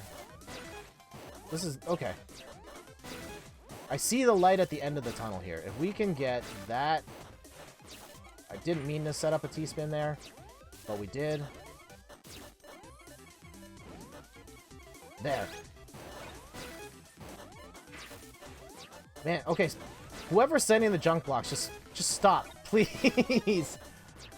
I'm playing for charity here. Move out the way and let me get the top 5. I don't even have to win. Just get the top 5. We're trying to do this for a good cause here. Alright, there. What you gonna do with all that junk? All that junk? Yep. Oh, black-eyed peas.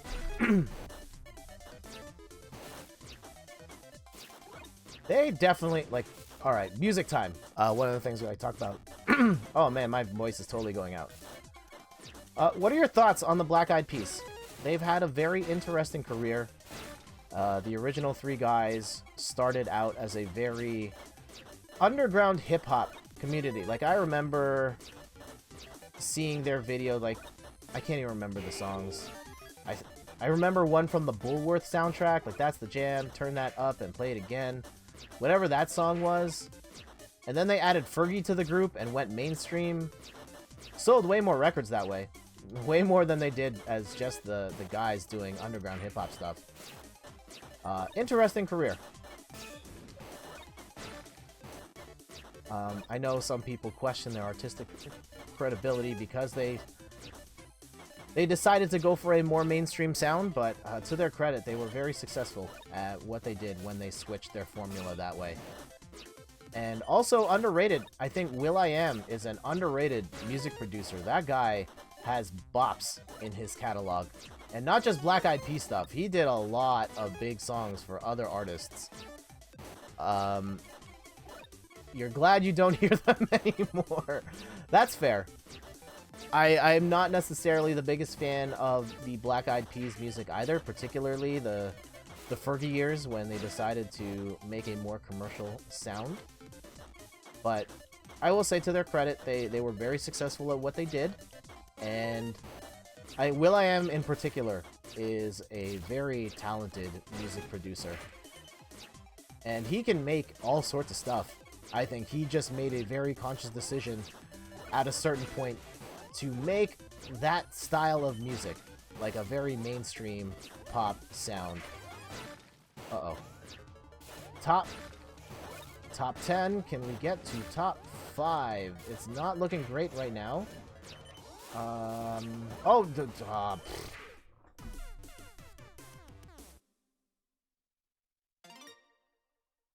Ian says, I don't know much of their stuff. I may recognize some of it from the radio, but that's about it. Okay. And having to hear I Got a Feeling every day, like, for like 5 years makes me want to rip my ears out. I hear you. Oh, that's them? I hated that song. It was our prom song my senior year, so it got played at school all the time. Oh my god. I got a feeling. Come on, guys, sing along. That tonight's gonna be... I'll pull out the ukulele, we'll play along. Every time. That's what I'm gonna do with the channel points. Just, you get all the channel points, and we will do a sing-along. I got a feeling.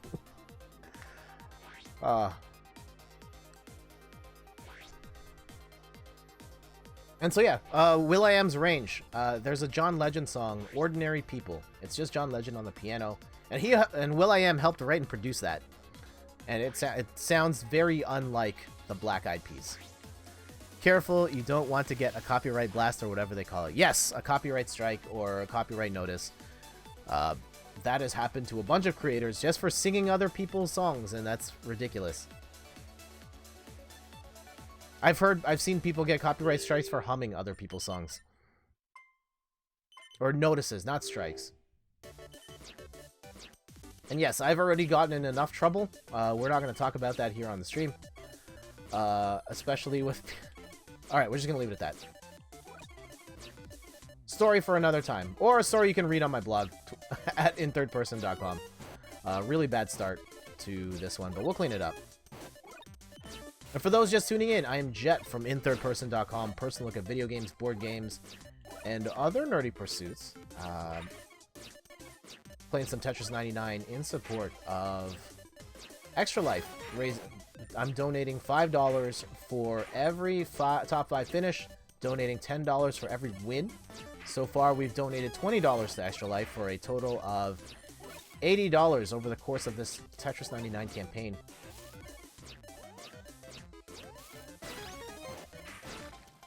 And, I wonder, is anyone else from Yes Laura still here? Like, anyone that came from that raid? That was awesome, by the way. Shoutouts to Yes Laura. Thank you so much for the support. Huge raid. Haven't gotten one that big before. Truly appreciate that support. Yeah, if you're still here from her page, that's fantastic, and I will definitely check out her page as well, or check out her stream as well sometime.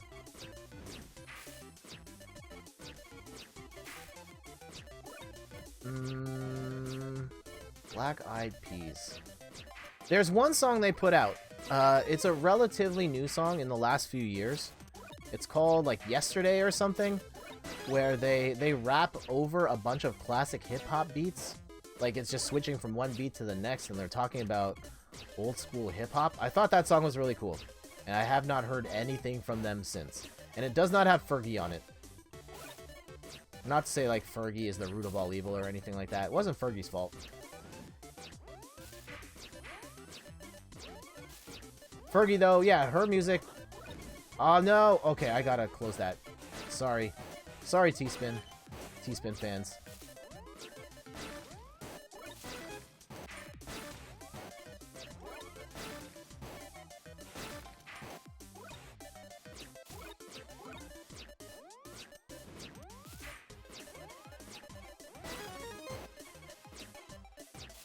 But yeah, the whole concept of selling out... Oh. Ian says, rips T-Spin shirt, dang it. Yeah, I'm sorry I ruined that T-Spin for everybody. But sometimes, that's the challenge of T-Spins. I know that they're worth as much as a Tetris, and you use less blocks to do them. So you can do them more frequently, but... sometimes they're hard to set up, and sometimes you have to know when to abandon ship on a T-Spin.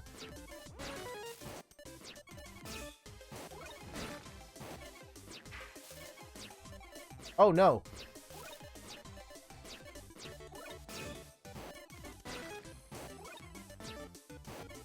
Are there any... Here we go. Are there any sort of creators... And, like, I'm not going to use this to, like... I don't want to make this like a hate session or anything, but any creators of any art form, you felt like they sold out. I don't even, like, sold out is such a weird term, I guess, like, sacrificing their creative integrity in order to make more money or something along those lines.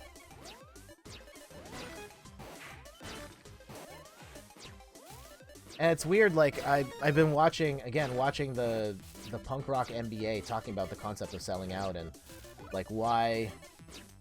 in rock music, why rock music is quote-unquote dying and not as popular as it used to be. And part of it is this mentality of, like, oh, we don't want to sell out, we don't want to be mainstream. And you've gone so far out of the mainstream that, like, people just aren't listening to the music as much anymore, and you're not being recognized. So yeah, there's a little give and take. There.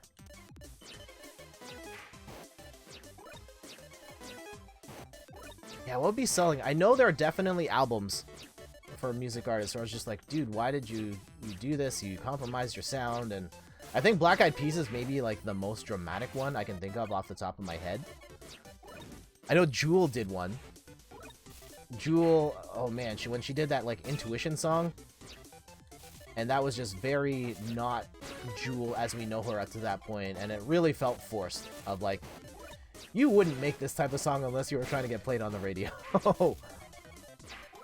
And Ian says, I don't want to start anything too crazy, but Star Wars. Ooh.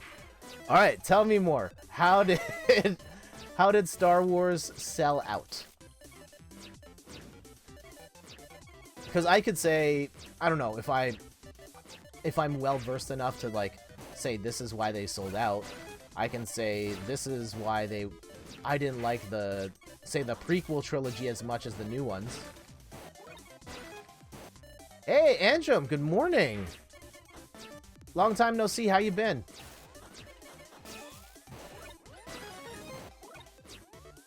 Uh-oh, uh-oh, uh-oh. I did not like that move right there. Good morning, man, and you're doing well. Great. So yeah, we're playing Tetris 99, making donations to Extra Life for every top 5 finish. And for first place, I double that and donate $10. And we're just talking about selling out, and who sold out, what selling out means, and... Ah! No! I really needed that eyepiece to go down. Uh-oh. Uh-oh. Uh-oh. Oh, come on. Go over the... No!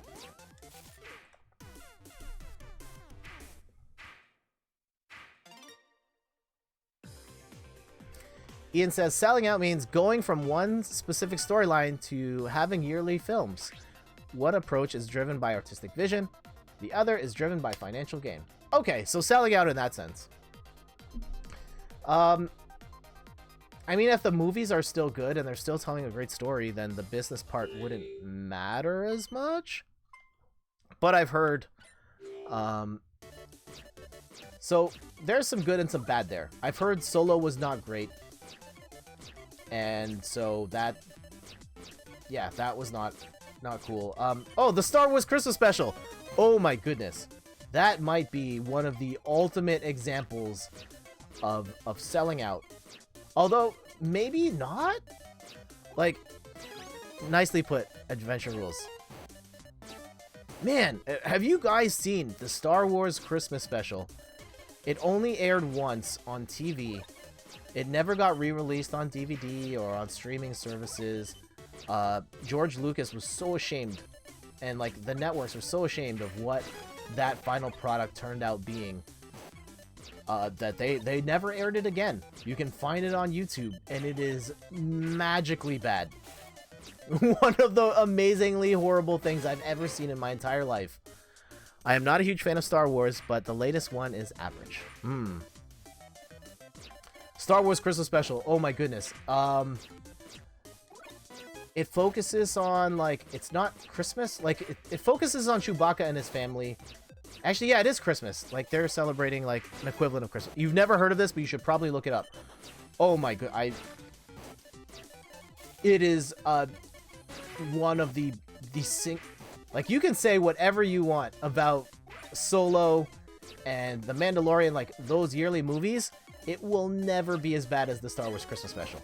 Ever, ever, ever. That is probably the definitive sold out. And it's funny because there are aspects of it where George Lucas tried to maintain some artistic integrity. Like, I've read that, like, the whole story revolves around Chewbacca and his family. And that's a problem because Chewbacca does not speak a human language. And so for large portions of it, like, you don't understand what people are saying, and there are weird vignettes, weird celebrity appearances, like Pee Wee Herman, I think, is in there just randomly, and there's weird music segments that make no sense, and wow. Doug Walker, review it. Okay, I've not heard of that, but I'll check it out. Pee Wee Herman, yes! And I love Pee Wee Herman, but man, that he did not need to be in a Star Wars Christmas special.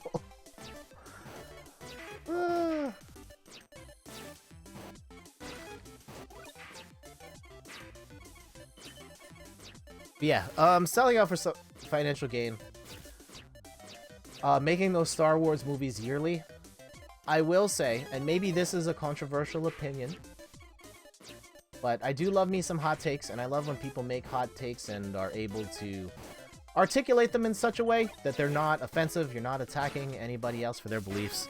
Just, this is what I think, and that's fair. Take it or leave it.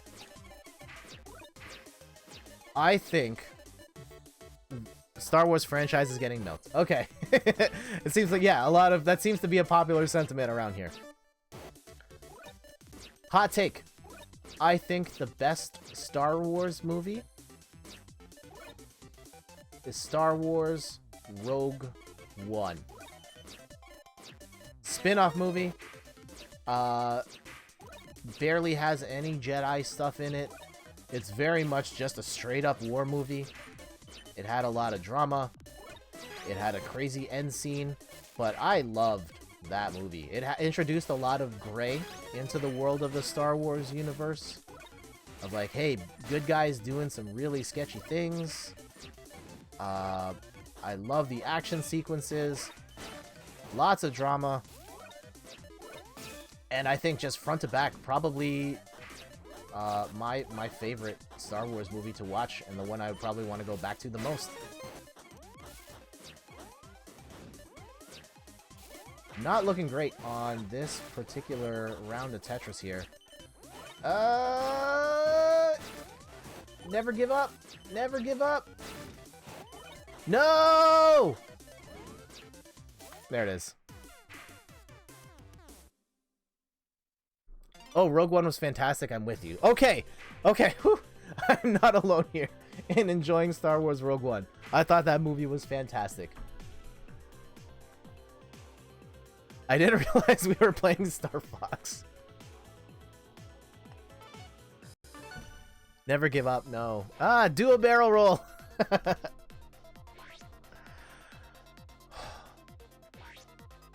I guess some people would have said the Ewoks were selling out in terms of having like these cutesy, cartoony-like characters in this world who were meant to appeal towards kids, although Star Wars has always been kind of a franchise that had some serious kid appeal.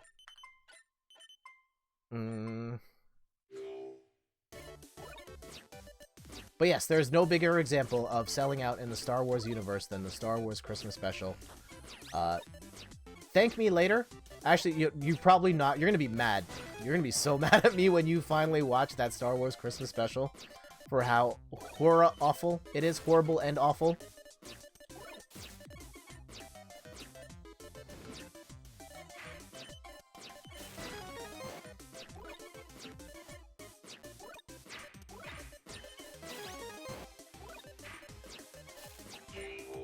But yeah, I mean, like, one of the things in music, I guess, with the concept of selling out, like, how do you define the difference between... Because sometimes people just make stuff that happens to be really popular. Are you a sellout at that point?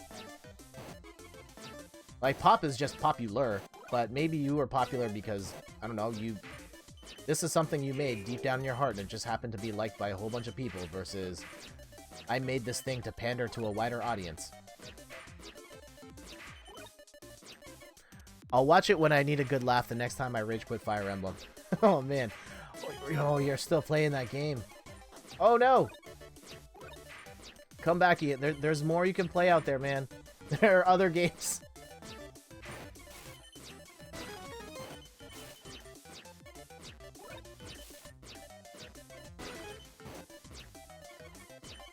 Other examples of selling out.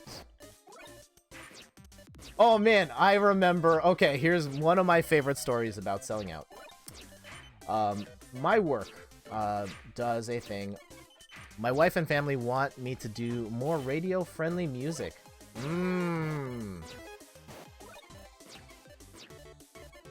So what is their I'm guessing their rationale is it would be accepted by a wider audience and you would get more plays on the radio and potentially generate more money.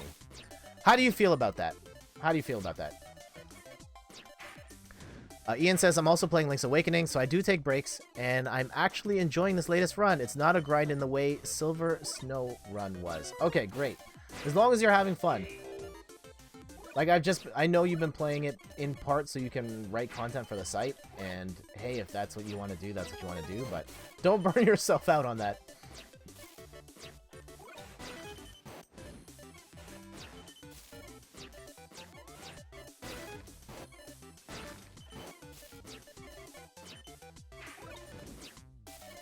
Because, yeah, making radio-friendly music doesn't necessarily mean selling out. You might still find some sort of artistic wrinkle you can introduce to there that just happens to make it popular. I think, yeah. And it's weird sometimes, like, some artists are trying to make something super artistic and ends up blowing up, and then they get accused for selling out for making that thing.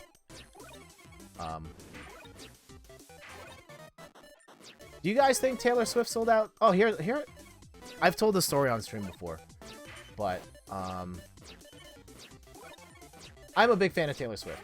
I've no bones about it. I enjoy her music. I've loved her stuff since the country days, and of late, you could say she's definitely changed her sound. And I went to one of her concerts on the Reputation tour, and she talked about the creation of a song. And how, and she kind of addressed, not sure how to follow Taylor Swift closely enough to know whether or not she sold out. So yes, this was kind of a part of her concert where she sort of addressed the whole selling out thing and going pop and not doing country anymore. And she said, creatively, the way she makes music is that she's not trying to make music for a genre. She's trying to capture like a feeling, a vibe, and the instruments don't really matter to that. Like, she puts the instruments in after, but she's ultimately trying to create this feeling. Or, like, a message. And to punch that point home, she played her most sort of electronic song off Reputation, Dancing With My Hands Tied. And, like, that one has full, like, straight up, like, EDM, like, dubstep drops in it. But she performed it acoustic, and it was beautiful. And, like, the kind of the vibe of that song, if anything, was actually even more amplified by the fact that, hey, this song that she made that was totally techno-pop fully transferred over as just an acoustic song, and just amplified her point of, like, she's writing more for that vibe. And, like, yeah, the instruments and, like, the production of it's not as important to her as the feeling that it ultimately creates. To which point I would say, like, hey, why don't you make more acoustic stuff? But she's kind of gotten back to there. If you heard the song Lover on her new album, it's her current single right now. I love that song. I think it's one of the best songs she's made in a while, and that one's definitely not a traditional pop song. That sounds a lot more like more of an old-timey vibe to that song, and it's beautiful. And I actually played a little bit of it on Boss Rush the other day on the ukulele while we were just messing around. Uh-oh, damn. My wife plays Lover so much. It's a good song.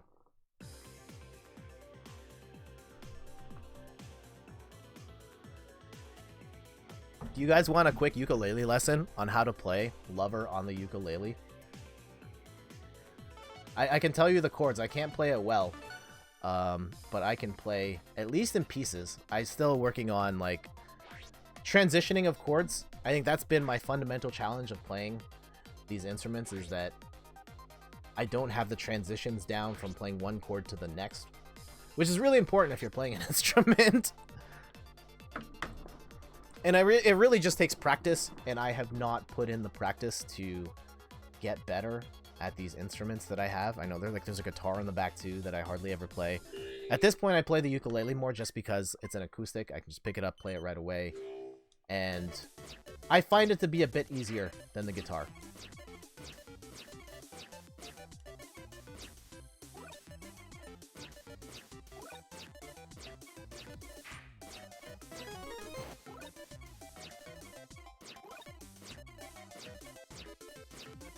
Here's an interesting one. I'm not sure how much you guys are into 90s punk.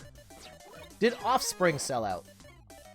So, like, they were, like, an indie punk band in the 90s, and they put out this album off, like, an indie record label called Smash that featured some big-time songs, like, You Gotta Keep Them Separated, Self-Esteem, Gotta Get Away From Me, and, like, these are, like, straight-up underground punk songs that took off in the mainstream. That album sold over 20 million records, and for a while it had the record as being, like, the #1 selling independent album of all time.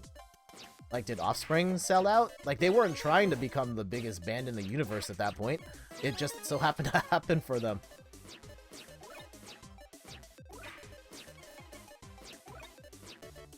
And yeah, I find in particular, like, rock can be very, judgy when it comes to selling out and people making stuff for mainstream audience. I don't think making something popular makes you inherently a sellout.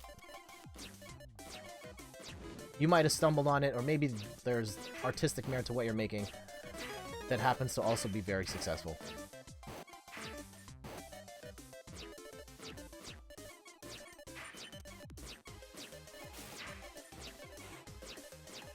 So yeah, it's hard to define, but I feel like... And Randy says, "Oh man, I heard the Offspring so often in Shibuya. There was a billboard advertising one of their shows that was constantly blaring their music." Nice. Yeah, I think selling out is a matter of motivation rather than outcome, if that makes sense. Okay. Yeah, it's such a weird, nebulous concept people throw around all the time, and I don't know how you truly nail that one down. I just feel like I know it when I see it. But then people throw around the term sold out all the time, and maybe not necessarily fair ways.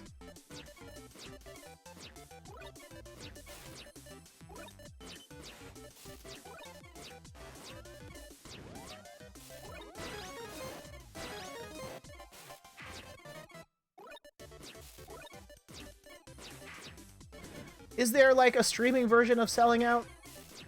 I guess there probably is, of, like... I can tell you one way in which, well, I don't know if I would say sold out. I will tell you that streaming Tetris 99 every week, or streaming it, is in partly because, like, people do watch this. I do enjoy playing Tetris, and I think you guys see that. And I enjoy playing this game, and moving to Mixer. I get...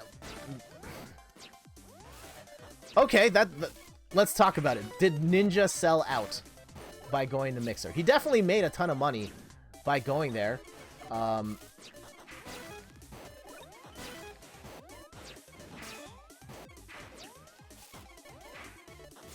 He's still doing the same show. Still doing... So, okay.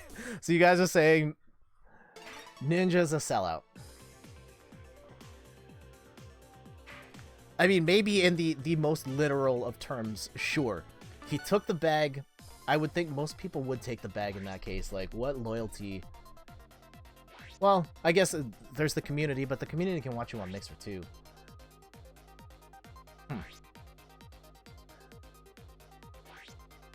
I don't know, his content, okay, content-wise, I think he's, I'm not really a fan of watching Ninja, but, like, I don't think his content's gotten worse, per se, or that he's necessarily trying to do stuff to make, or maybe that's it, like, he's chosen to, like, stream to a smaller audience to secure the bag, and from what I've heard, it is a sizable bag. And look, if Microsoft, if Bill Gates wants to come to my house with the Brinks truck after going by Ninja's house, I'd probably take it too.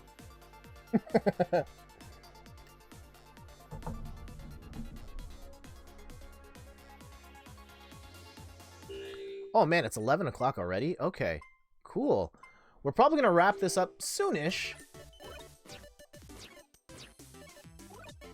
Yeah, we'll play at least a couple more games. Maybe we'll check in again at like 11:30. See how we're feeling. But in the meantime, thank you to everybody that supported today's stream. Thank you, Ian at Adventure Rules, for dropping by, hanging out. Thank you, Drago the Ripper, for coming by, hanging out. Thank you, Player2Start, for hanging out. Thank you to Yes Laura for the follow and the raid. That was huge.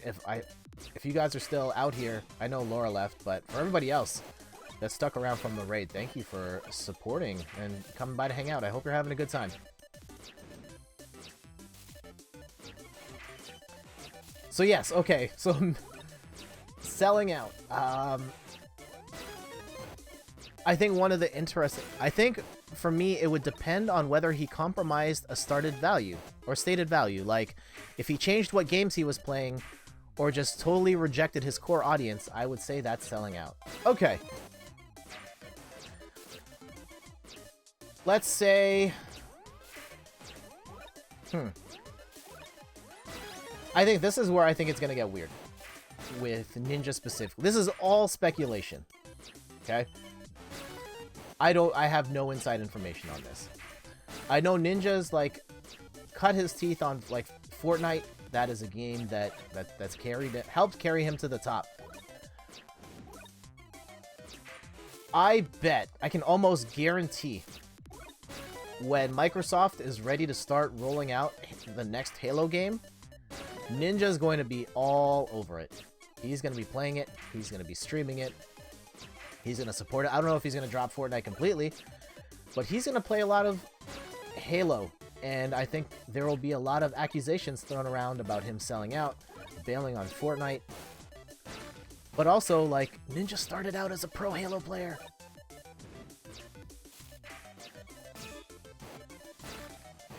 So I wonder how much that works in his favor of, like, hey, I still get to play. Or maybe that's what he really gets to go back to. Like, oh, here we go. One of the biggest discussions about streaming is, like, yeah, well, he'll definitely hear that stuff when that day comes. Yeah, and it's weird. He's kind of damned if he does, damned if he doesn't. Like, I know he played Halo professionally, and that was his thing before playing Fortnite. He ended up playing Fortnite because that ended up blowing up and being very popular for him. But yeah, sticking with one game for streaming, like, choosing to stream, like, one game because it draws a sizable audience for you, is that selling out? What if you love the game? What if you decide to drop it because, like, you just can't play that game anymore? You're tired of Fortnite, you're tired of Tetris 99, and you just move on? Are you selling out? That's something I think about. Like, when I started streaming, I had this mentality, gosh, Jet, you're just a Tetris 99 sellout. So, here we go. I think this is something we can talk about. When I started streaming, I came into it with the mentality that I didn't want to get tied down to one game. Really didn't want to do that. And my mentality was, I'm just going to stream whatever games I'm playing that moment. And you know what? That worked horribly for me. Nobody watched the channel. I had no consistency. And yeah, there were basically no viewers. Like, Randy would come by, and my cousin Jenna would come by, and that was it. But one of the big turning points for me was Tetris 99.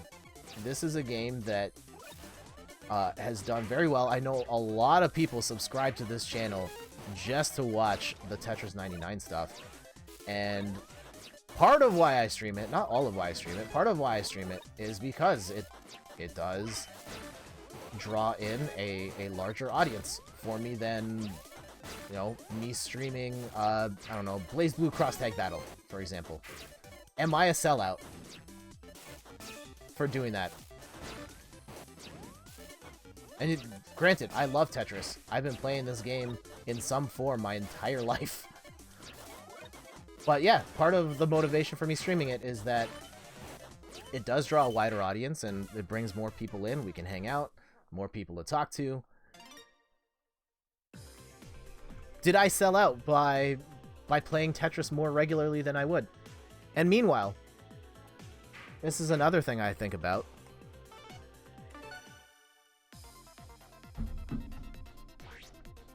I think this channel would be way bigger have I just streamed Tetris 99.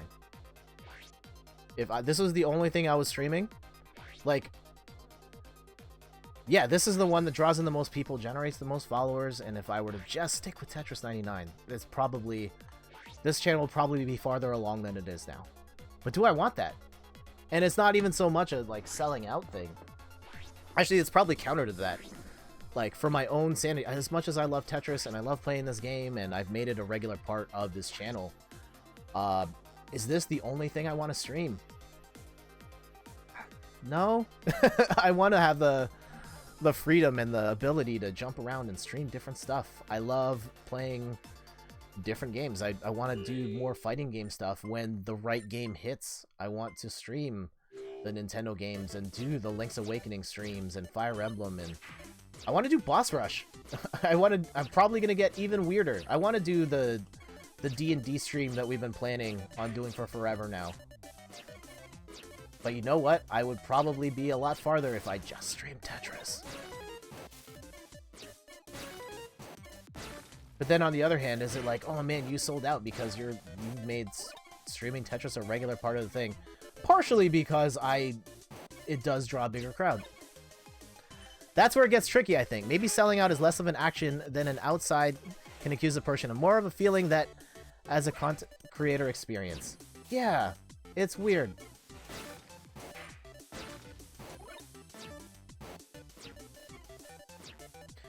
I think if the time comes where I feel like I can't stream Tetris 99 anymore, I will stop. And I know that'll probably mean the channel goes down in popularity. And I know, like, the channel's tiny right now anyway. The growth won't be the same. But I would be okay with letting it go if that meant I can keep my, I don't know, my sanity or pursue other creative ventures. Oh, jeez. Really bad. No, like, I wonder with, like, Ninja. Going back to Ninja, like, he was a pro Halo player. This new game called Fortnite comes out, and he starts streaming it, and he's really good at it. I don't know Ninja well enough to say, like, I don't really watch his streams. I've seen bits here and there. Does Ninja love Fortnite like that, where he could play it for the rest of his life? Like, how much of him playing Fortnite every day is because he loves that game and wants to stream it? That would be what he's streaming anyway, or playing anyway, versus this is what he's playing because this is what makes him his paycheck. And to me, that's why your situation is not selling out. I think if you are the creator and you feel that your artistic integrity isn't compromised, then you're probably not selling out. Okay.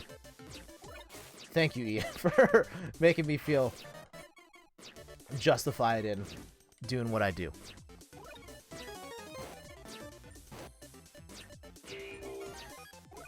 And it is fun. I hope that you guys see that I have fun playing this game, stacking these blocks, and hanging out with you guys. I think the big thing is partially Tetris, but it's the fact that I can continue this conversation at a pretty decent clip while also stacking these blocks.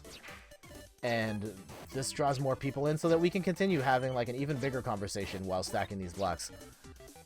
Literally, Tony, hey, man. Long time no see. How you been?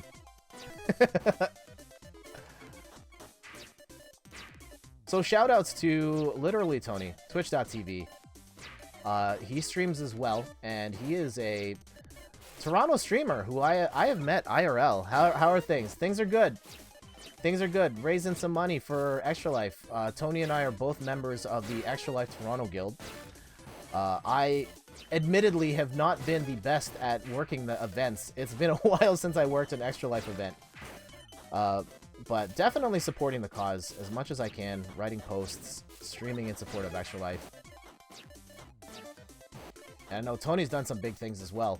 I believe you've raised like over $1,000 so far. That's awesome, man.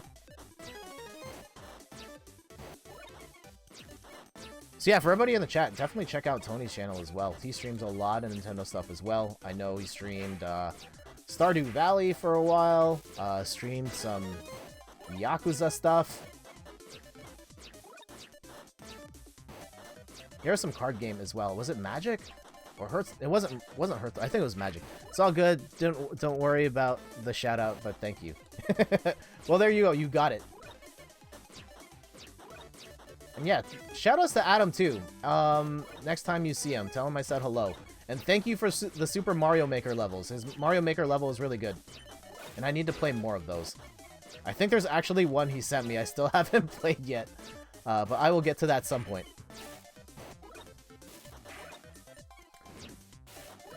So yeah, Tony, we're just talking about, like, selling out and what... I guess, like, what does that mean? How can you, like, define selling out? And I guess streaming in particular, like... Ninja's a pro Halo player, ends up finding Fortnite, loves Fortnite. Now he's playing it because... I think in part because it brings in a lot of money. I don't know, is Ninja a sellout for that?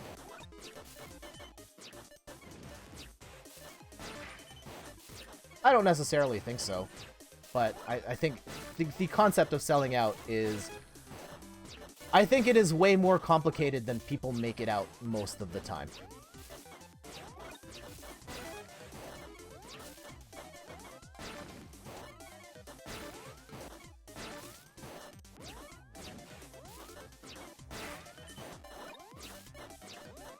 And yeah, I think one of maybe the big thing about selling out, at least in the world of streaming, is the idea of, like, committing to one game.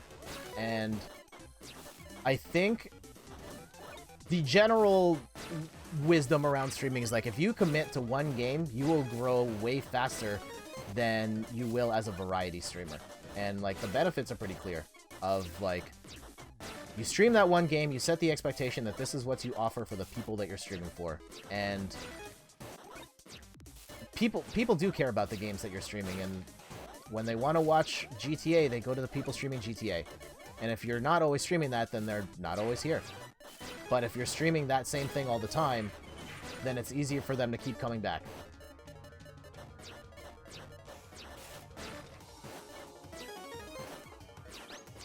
But I guess, yeah, streaming... Oh, man, streaming that one game, I guess you could consider it selling out when, like, you're streaming it at a certain point only for the money or for the larger audience. Oh, man, I made a couple big mistakes there. And we're trying to get the top 5 so we can make a donation to Extra Life. We just need to hang around for one more spot. Can we do it? Can we do it? I know I've made some really big mistakes here. Oh no. Oh no. Oh no. Oh no. Okay, someone drop before me. Please.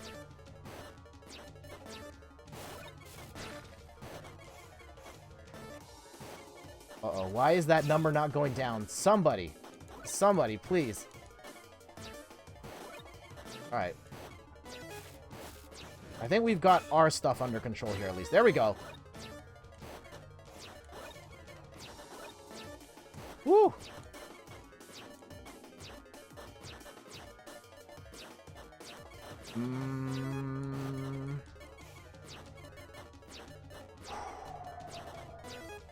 One person. Just one person to fall.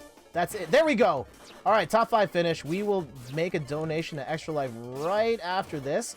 Let's try and make it 10 bucks. Let's try and get the win.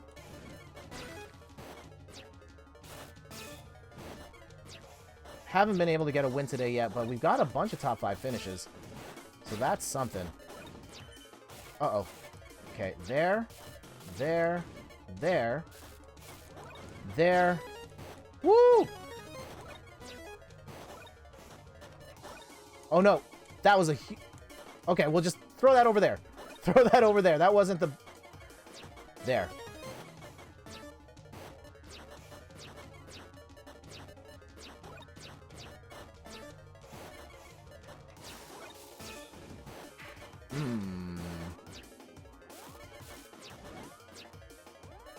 Ah, this is... Okay. Alright. Let's go for number 1. Didn't get there. Didn't get there, but we got top 5. Let's go put some more money on the board. Here we go. I got the Extra Life page pulled up. and I dropped something out of my pocket. It just fell on the floor. I hope I don't run over it with the chair. Let's shout out Literally Tony on this one. Shout out to Literally Tony.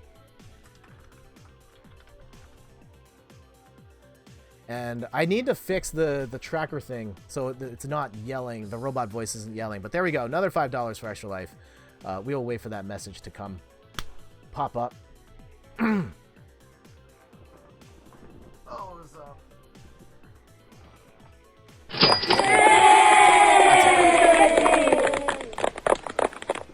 Shout out to Literally Tony.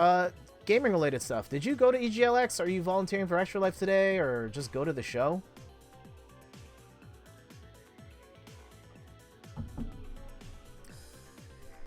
And for everybody else, have you... Oh, here we go. When I watched Jackbox Games stream at TwitchCon, a bunch of their guests described themselves as variety streamers. I didn't even realize there was a need for a term to describe not streaming a single game all the time. Anyway, there we go. $5 at the top. Yes, variety streamer that's the term. And I think the dream for a lot of people is to like make it as a variety streamer, because then you have the ultimate freedom to stream whatever you want. But it is far and away the hardest grind in Twitch, because there's just no consistency. It's hard for people to follow because you're streaming different stuff, and people want to see people stream certain games and certain things. I know there are people that only show up when I stream Tetris, people that only show up when I stream Paper Mario. There are people who only come by to watch Boss Rush. I think that's awesome that people come to see Boss Rush, and there are people that are like, this is the only thing I come for, is like the talk show, and that's fantastic. But like, I have a spread of different things that I do, and people come for only certain parts. So that's something I'm going to have to wrestle with as we go. And here we go. Let's run that donation right there. So shout out to Literally Tony donating $5 to Extra Life. That brings our total to for today. We've raised $25 today, bumping up our total during this Extra Life campaign to $85. Dude, thank you. No problem.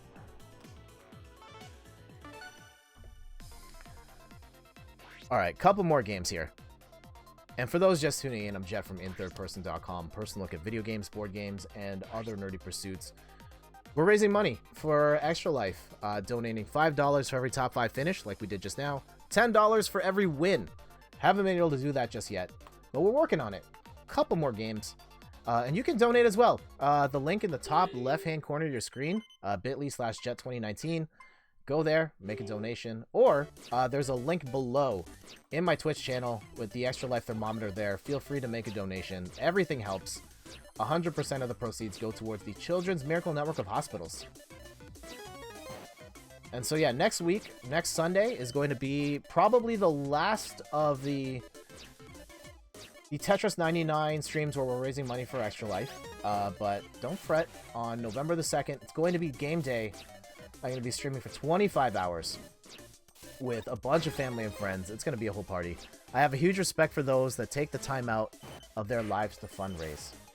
Yes, it's a big commitment, and I know you do that as well on your channel, and mad props to you, Tony, for that. And for everybody that does, whether you're raising money for a marathon, you're selling Girl Guide cookies, Boy Scout cookies, whatever it is you're doing, just doing that thing to help make the world a better place. Kudos to you.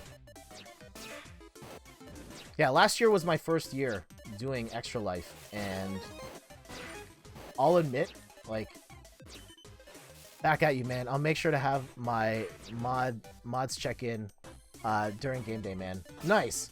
And I'll have people try and check you out as well. I know you've got your marathon going on. For you, like, what do you have planned for your marathon? Like, what's going on? So yeah, definitely make sure to check both of our marathons. I don't know if we have, like, I don't think we have any sort of, like, cross promo thing going between the two, or, like, I don't think we're playing with each other per se, but definitely check out his channel on game day as well. It's like 25 hours. You can spare a couple minutes to watch both of us. Have both of them on at the same time. Make donations to both.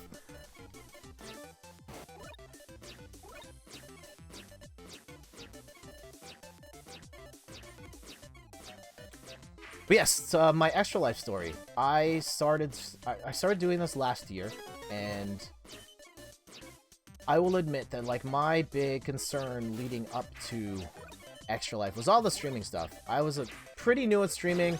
I'd never done a charity event before.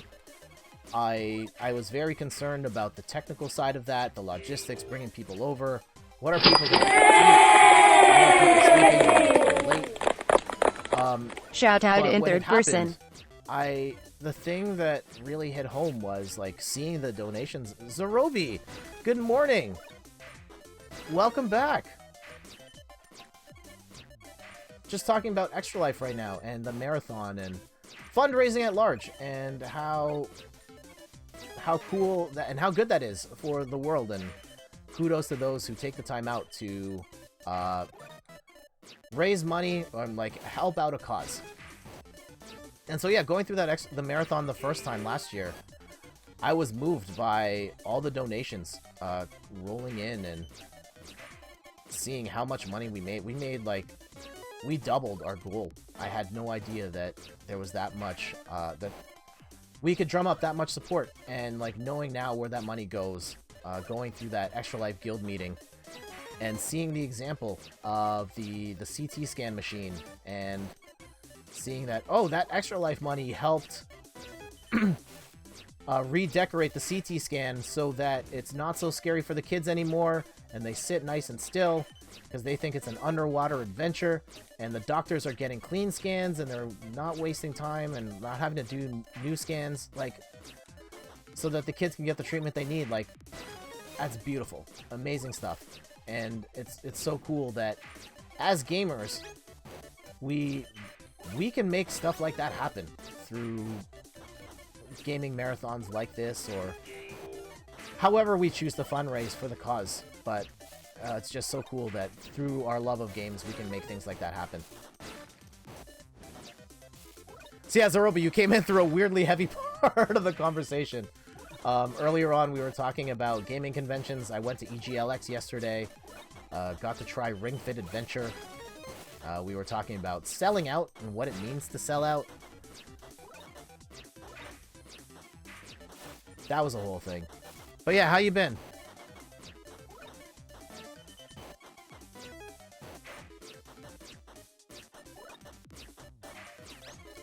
T-spins. That was like, I still don't understand how some of those T-spins, like, they don't look like T-spins to me. And I'm not spinning a T, and I know it's for like spinning blocks in ways that they normally shouldn't. But still, I don't fully get it. I know that's not where I wanted to drop it. It wasn't going to go all the way.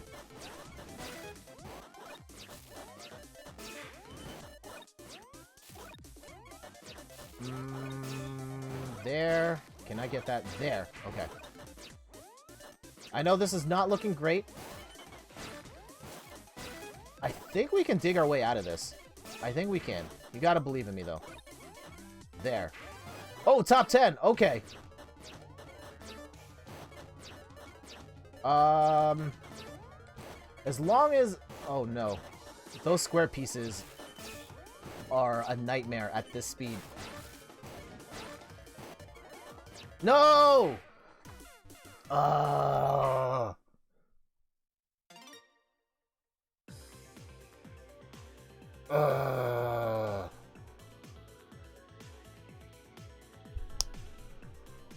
Okay.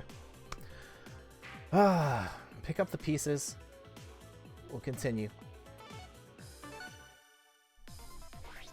I see Randy's also popped on to play some Tetris 99. Hopefully not preventing me from raising money for the kids. Also, as a reminder, awesome. I know it's not game day at the moment, but just wanted to say you're a good man. I signed up for early access. See you at the next Toronto streamer meet. When you follow the channel, when you watch the channel, you're earning points to my channel right now, which you can use to unlock some things like emotes, like Drago the Ripper did. So yeah, he's been watching all morning and got enough points to get that Jet Mind Blown emote. So that's really cool. Different way for people to get emotes as well, besides subscribing, and I look forward to seeing more of those emotes out there. And so yeah, the more you watch, you can support the channel just by watching and getting cool stuff in exchange. Almost 6 p.m. where you're at. Ooh. And yeah, that's, I think, like, constantly reminded when I stream on Twitch is just like, this is a global platform, and people from all over the world are here. Especially when I do these weekend streams. Like, I stream in the morning because just the way that my life is like right now, by the time it hits lunchtime, my wife and I are gone. We're out of the house. We've got other events and family things going on. And yeah, on the weekends, the only time I can really stream is in the morning. But then a lot of viewers from Europe are here, viewers from South Africa. Some people wake up bright and early here on the East Coast to tune in as well. And that's just really cool that all these people from all over the world can come together like that. That's commitment right now. And yeah, sometimes I'm doing the weeknight streams and viewers from Europe are watching me at like 3, 4 o'clock in the morning. And on one hand, like, go get some sleep. I don't know if I'm that entertaining that you want to stick around and watch me at 4 o'clock in the morning, but I'm honored that you feel like I'm entertaining enough at 4 o'clock in the morning to watch.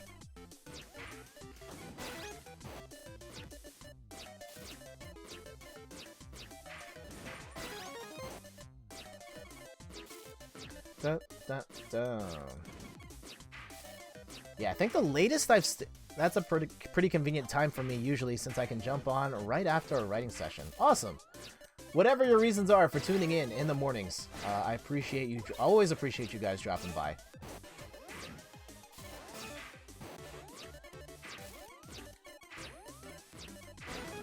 Man, I'm totally losing track of time. It's already 11:30. Let's try and go till like noon, and that'll be like our absolute drop. Absolute stop time. Try and raise a little more money for Extra Life if we can.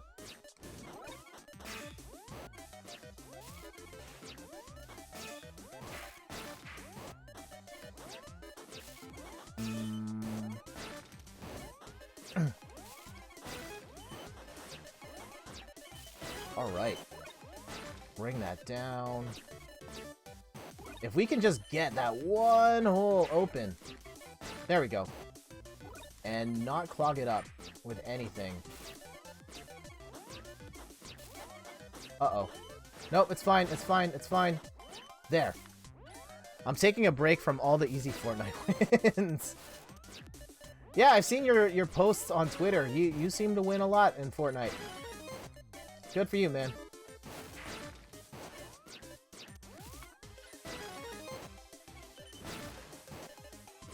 I think the latest I've stayed up to watch a stream was Evo. So the Evolution Fighting Game Championships, you had a couple donations come in. What?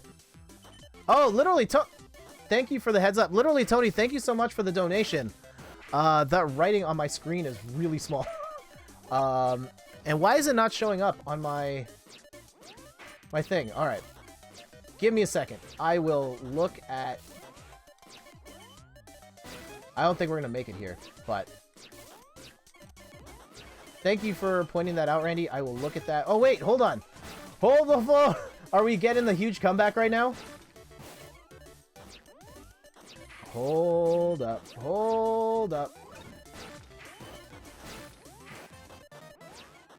Ah! Okay, we are not done yet. Now we're done. Alright, literally, Tony, thank you so much for the donation. Did it show up here? Oh, yeah, it did. Okay. Let me run that one more time. Literally, Tony, thank you so much for the $25 donation to Extra Life. Says, I know it's not game day at the moment, but just wanted to say you're a good man. See you next Toronto stream meet. LOL. I know, I haven't been to any of those meetups. I need to go at some point. But thank you so much for the donation, Tony. And yeah, hopefully see you around. And it's not you, it's me. I've been not very good at keeping up with the events. Thank you again for the donation. And so yeah, you could be like literally Tony and make a donation to Extra Life as well. Link is below in my Twitch channel. And yeah, anything you can spare truly helps. 100% of the proceeds go to the Children's Miracle Network of Hospitals, which is 170 hospitals in North America that take care of tens of thousands of kids every day. And I'm very proud to support Extra Life. This is my second year now, and it's something I want to keep doing going forward. And not just for game day and the big marathon, but I'll try and find other ways of raising money for Extra Life throughout the year. Kind of like this Tetris initiative here.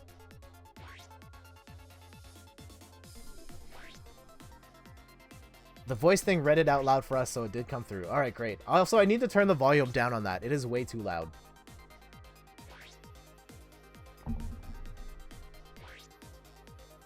Let's do a couple more. Yeah, have you guys done any charity events, sold Girl Guide cookies, done marathons?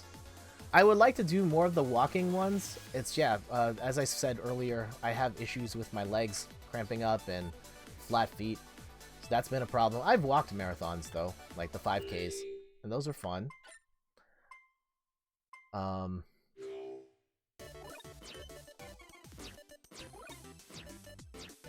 Girl Guide cookies are very delicious. What are your favorite Girl Guide cookie flavors?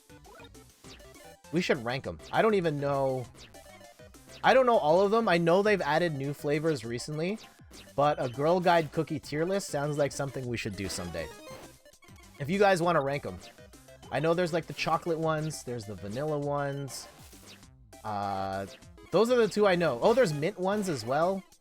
I know there's more than that. They've really stepped up their game, the Girl Guides with the cookies.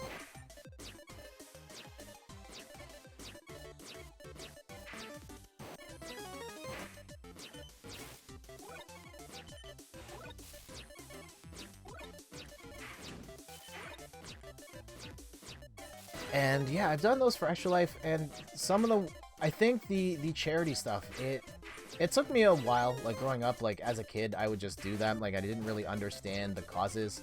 Like my school would have like Jump Rope for Heart, which is like a skipping rope marathon for a cause.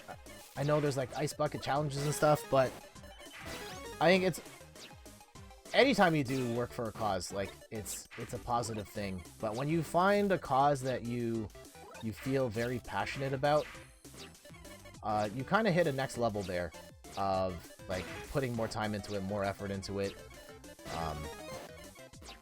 And yeah, this one in particular, like Sick Kids, even before Extra Life, I was making donations to Sick Kids every year, particularly around Christmas time.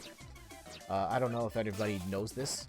They have a they have like a Amazon wish list where you can buy toys and books and gifts for the kids at the hospital and have stuff that they can play. And every year I would buy, that was a terrible run of Tetris, by the way. I would buy toys and books and games and send those to the hospital so the kids had something to play. And yeah, I think starting Extra Life pushed me the kind of that next level of taking my enthusiasm for the cause and inspiring others to help out as well.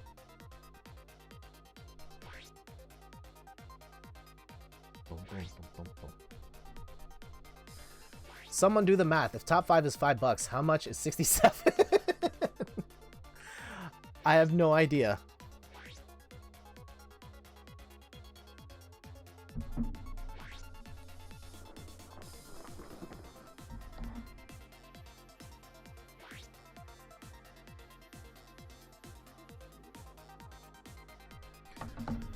Whew, only 55 people in this one. Let's see if we can blow through a bunch of CPUs and put these points on the board.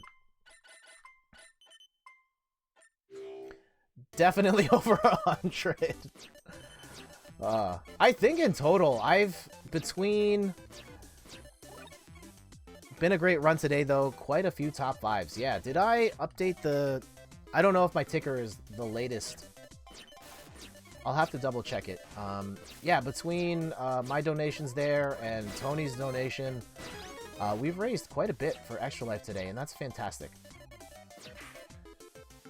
How much have you raised so far? It's at the top. So far we've raised $358 in total. As far as how much I've donated for, as part of this Tetris campaign, like $85. I've donated a couple of times here and there. One, to test the notifications. Two, I've just made donations here and there for other stuff. And I'm going to make donations to other people's Extra Life pages as well. But yeah, so far we've raised $358 in total. Hoping to raise $1,000 this year, which is a lot. It's kind of a scary number, even for me. Last year our goal was $400, and we ended up raising $800. So I figured if we can do $800, we can push it a little more and get to 1,000. That's the goal for this year. Nice. I mean, whether we make it to 1,000 or not, I mean, not sandbagging here. It would be amazing if we do. I think we've already done an amazing job raising as much as we have. Every bit counts. And so even if we're short, like, that's not the point. The point is we've raised money for a good cause. The money is going to be very helpful for the kids, for the doctors, and for, yeah, just helping our world be a better place.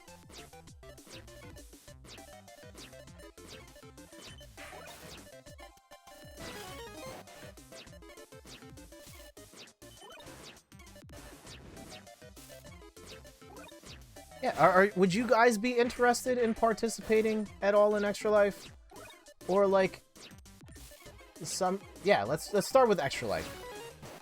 Whether it's, like, donating to the cause, or getting a bit more involved, hosting a marathon or an event. Like, is this something that you'd be interested in doing someday? And you don't have to do, like, the 25-hour marathon. You don't have to do any of this stuff. Like, really, if you signed up for Extra Life and you just sent out an email to your family and friends, said, hey, I'm raising money for my local hospital, and you raised money that way, like, that's absolutely a success. Hey, I is the one and only Pop-Tart. I'm just gonna call you Pop-Tart if that's okay. Hello, Pop-Tart. How are you today?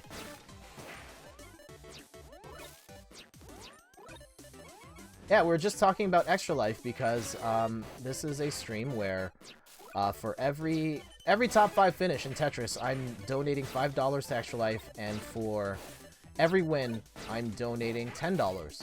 And I was just asking the group, would you guys be interested? You're doing well. Great. Would you be interested? I'm doing well. We've raised a lot of money for Extra Life today from my own donations, and a generous donation from Literally Tony as well. And yeah, we're just talking about fundraising, and would you be interested in partaking in Extra Life or some other fundraising initiative? Ian says, I try to donate each year to at least one of the bloggers, streamers who are doing Extra Life. And if I ever get to streaming, I would like to try to do a campaign to raise money. Yes, for those who do stream, like, I think it's important to state, like, if you are not a streamer, you can still support Extra Life. You can host an event on your own that doesn't have to be broadcast for the world to see. You don't even have to do an event. Like, if you just sign up for that Extra Life account and you get your mom to donate, or you make a donation yourself, like, all of that matters. And that was a terrible drop. All of that matters, and all of that makes a positive difference on the cause and the world.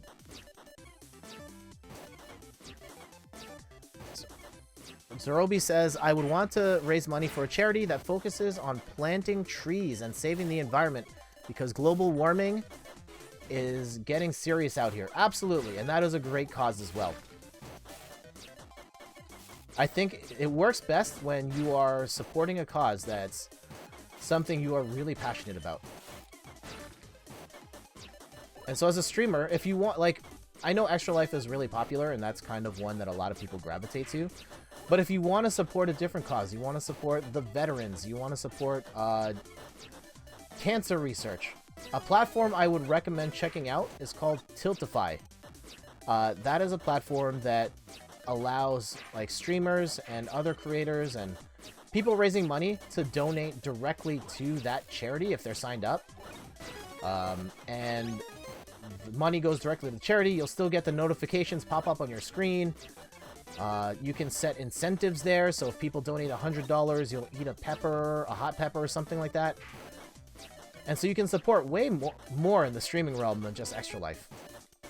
And I know I'm currently technically working for Extra Life right now, but whatever that cause is that you truly believe in and want to help out, there's probably some sort of way of being more involved in the streaming world and raising money that way.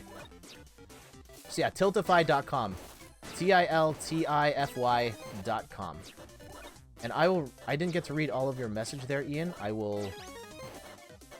At least didn't get to fully comprehend it. I will read it right after this. Uh-oh. Top 10. Can we get... Oh, I couldn't climb it.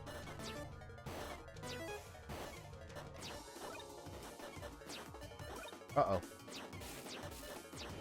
Ah! Oh, man.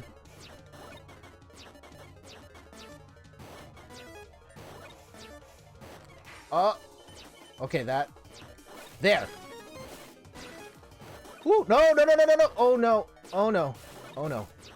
Not great. Not great. Oh, shoot. This is not looking... Oh, man.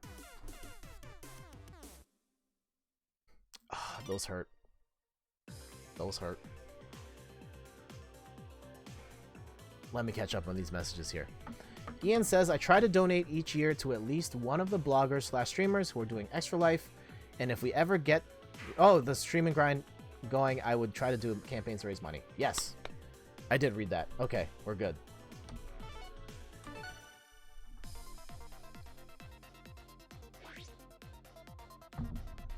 So it is 11:45. Let's do like 2 more games. We'll do a quick chat and then we'll close it out. But again, thank you to everybody who supported the channel today. Let's shout out some hosts. Some people hosting the channel right now. Whoa! Hosting me right now. So, yeah, this list is longer than I thought it was going to be. Wow. Shout outs to Jason at Downstab, twitch.tv/jsick06. Shout outs to Extra Life TO, the Toronto Guild, for supporting the channel today. Thank you to Later Levels for hosting, twitch.tv/laterlevels. Thank you to Too Tall for You Fool, TWO TALL number 4 letter U Fool. Shout outs to Double Jump, Chris and Rachel, always a huge supporter of me, and I support them a ton as well. Thank you for hosting today. Thank you to literally Tony for hosting today. Thank you to Player to Start. Randy, thank you so much for hosting the channel this morning. And thank you to Yes Laura for hosting as well. She's hosted. She brought a bunch of people over with that raid today. That was crazy.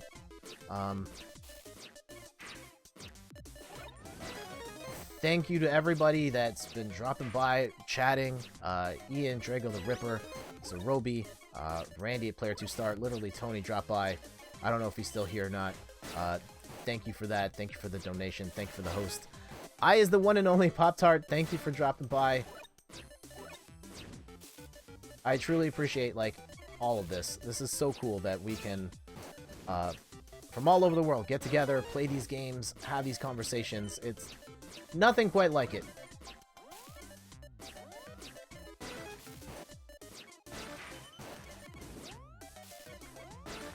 Yeah, there are so many great causes to raise money for. I think, but yeah, whatever you're doing, I hope you can pick ones that you're really passionate about. That way you're able to put more into it. Oh man, whoa! Randy says, thank you, thank you.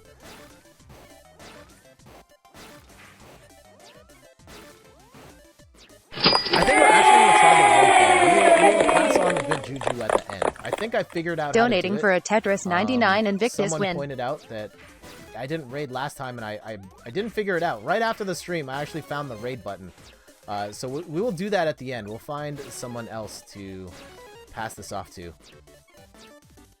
Also, I checked in, did not know... Did not knock Jet out at 67.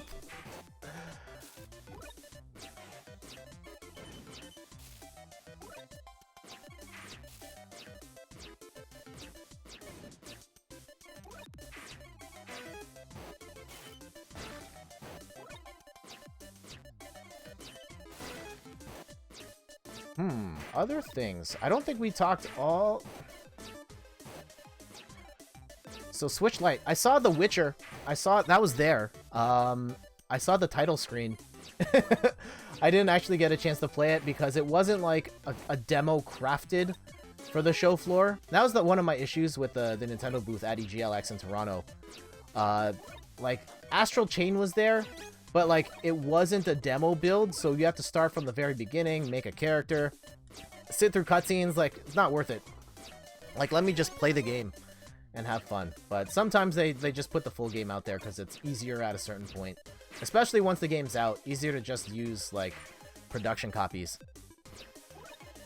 Ian says, I've heard it isn't completely awful. Like, Witcher is actually running pretty okay on the Switch. I've heard that as well. And I think that's fantastic to see more of these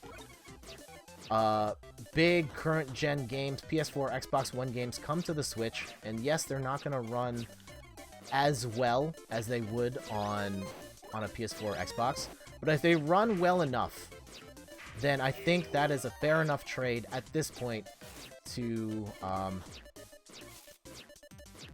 justify having that on the platform.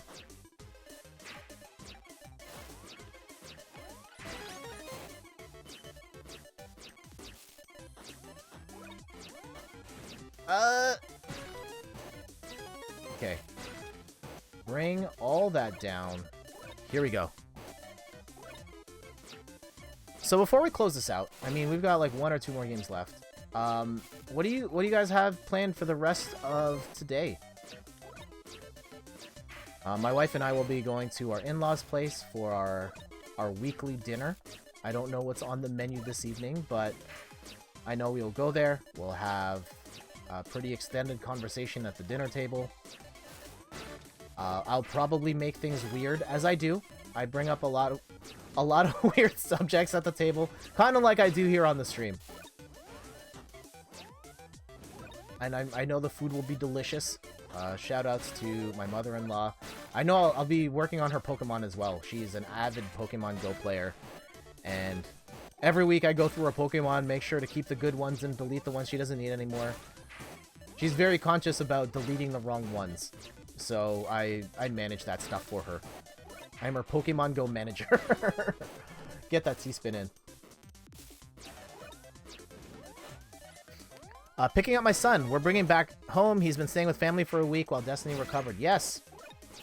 It's been a bit since we talked about the surgery. Is she, like, all good now? Or at least good enough that you can bring your son back home?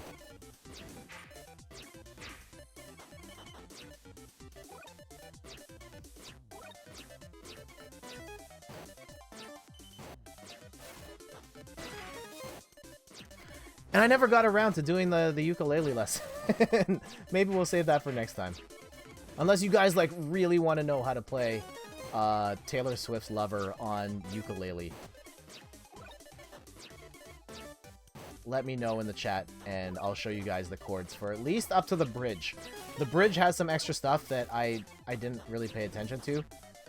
But I can at least get you guys through 2/3 of the song.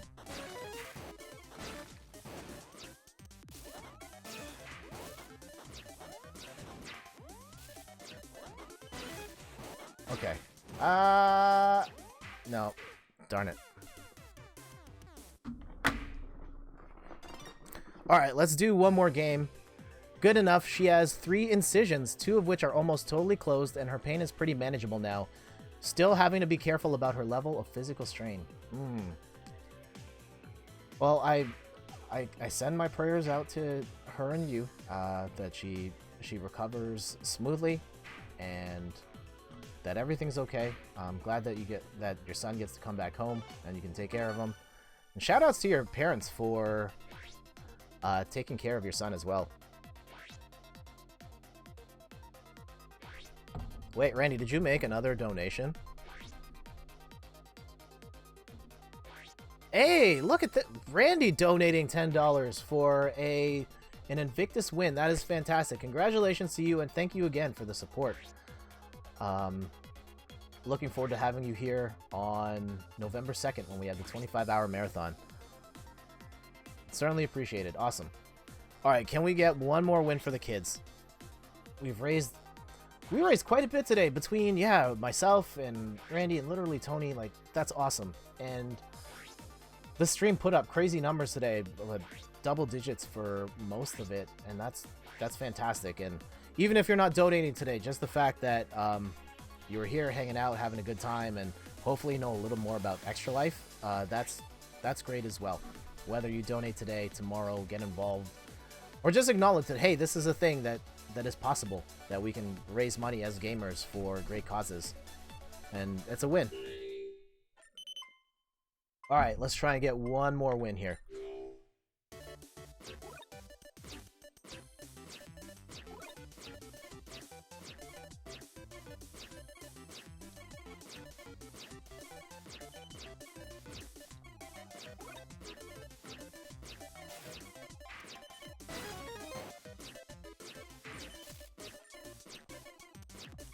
And then, yeah, we'll test to see if I can actually raid properly.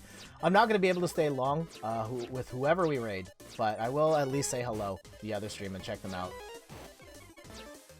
If anyone has any recommendations on who we should raid, let me know in the chat as well, and maybe we will drop by there.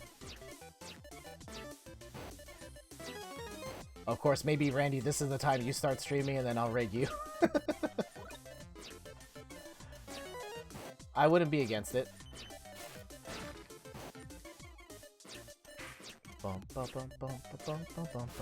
Haha, nope. Okay.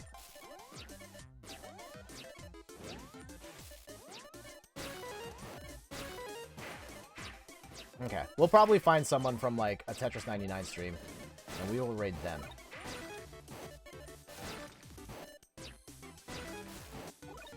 But yeah, I will be back again on Wednesday. Most likely Wednesday. I have to talk to my wife, Steph, and figure out our schedule for this week. But I should be back on Wednesday. We're going to play some more Link's Awakening. We just finished the 6th dungeon, the Face Shrine.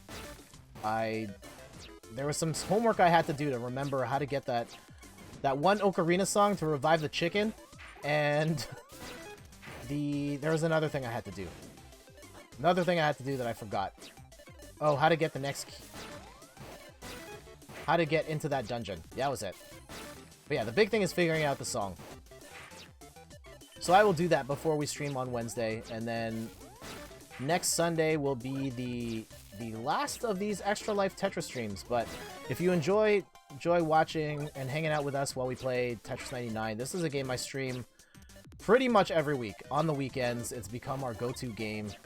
And more often than not, I'm streaming Tetris 99 on the weekends.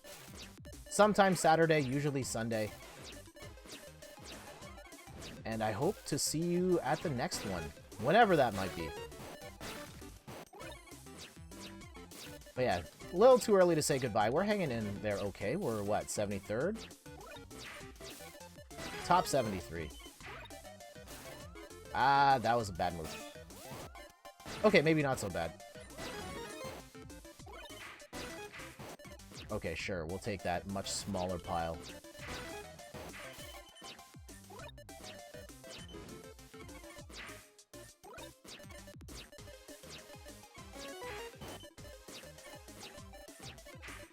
Do do do do do do do do do do do.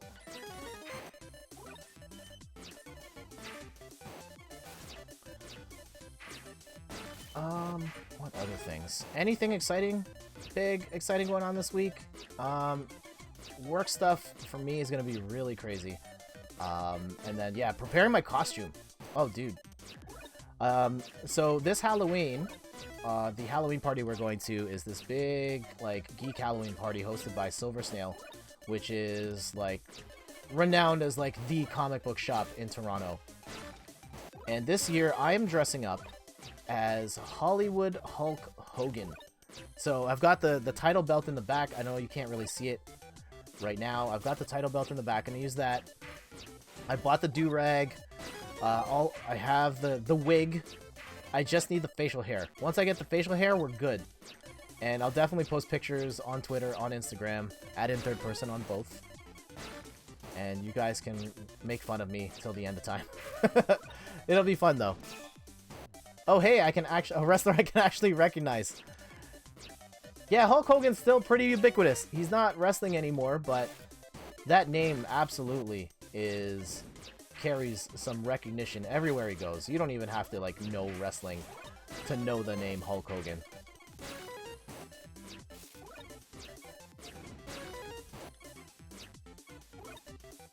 Hulk Hogan, I think I can working that for you. Favorite wrestlers, since we're here. Who are some of your favorite wrestlers of all time? For me, it's gotta be Rey Mysterio. I have his mask in the back. He's absolute. I love the luchador style, and I can see that working for me. Yeah, Rey Mysterio is my favorite, followed by Rob Van Dam. And then there's a couple. Hulk Hogan was a big one for me growing up. Both as a good guy and a bad guy. Man, I hated him so much as a bad guy. As a heel, as those in the industry would say. Face Hogan was cool too, when I was a kid. But yeah, heel Hogan. Oh man, he made people so upset. And like, he worked that heel angle to a T.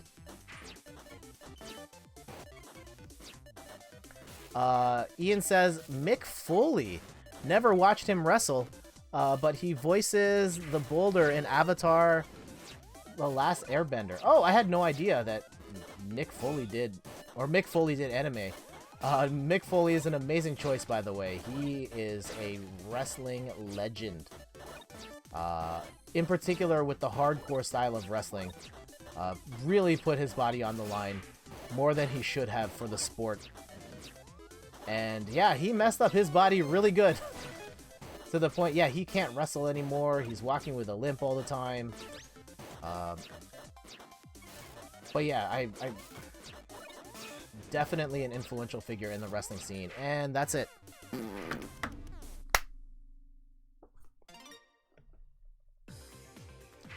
But yes, to my point, let me hide the Elgato here.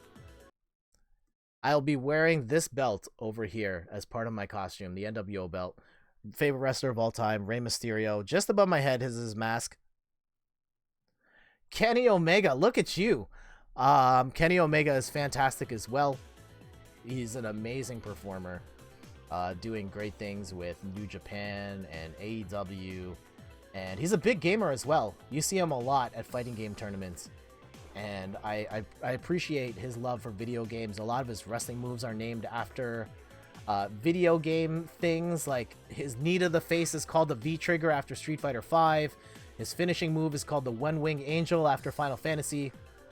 Really big gamer geek that Kenny Omega is, and an amazing wrestler as well. Alright, that's going to do it for today's stream. Thank you so much for hanging out with me. Stick around, we're going to raid a channel. I think I know how to do it now. So, let's figure out how to do that.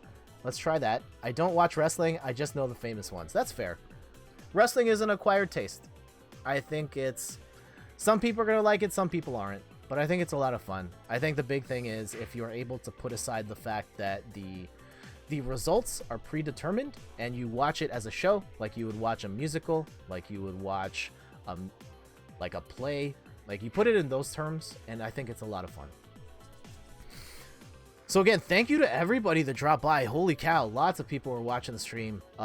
Thank you to all the lurkers who dropped through. Thank you literally Tony for the donation. Thank you Randy for the donation. Ian at Adventure Rules, Zerobi. Thank you, yes, Laura, for following the channel, for hosting the channel, for the raid today. That was crazy. If I'm forgetting your... Literally, Tony, thank you for dropping by. If I'm forgetting any other names, I apologize. But yes, I truly appreciate it. Much love for you all. And we will be back on Wednesday streaming Link's Awakening, most likely. I'll put the schedule up tonight. Most likely Wednesday, 8 p.m. Eastern Time. And let's find someone to raid. How do I do this now? So I see where the raid... Okay, there's the raid thing. Let's go find a channel to raid here. Live. Let's go search Tetris 99. I don't see anyone on my follow list streaming right now. So I see... There's me. Let's go pick like the lowest one. So there's someone here right now. QIXVEXO. Let's go raid that person and we'll pay it forward. So let me go back to this dash. QIXVEXO. Let's do that. Let's freak him out with this giant raid here. QIXVEXO. Wait, what? He doesn't show up on the list. Hold on. Hold on. Let's pick someone else. Unless anyone has any other suggestions.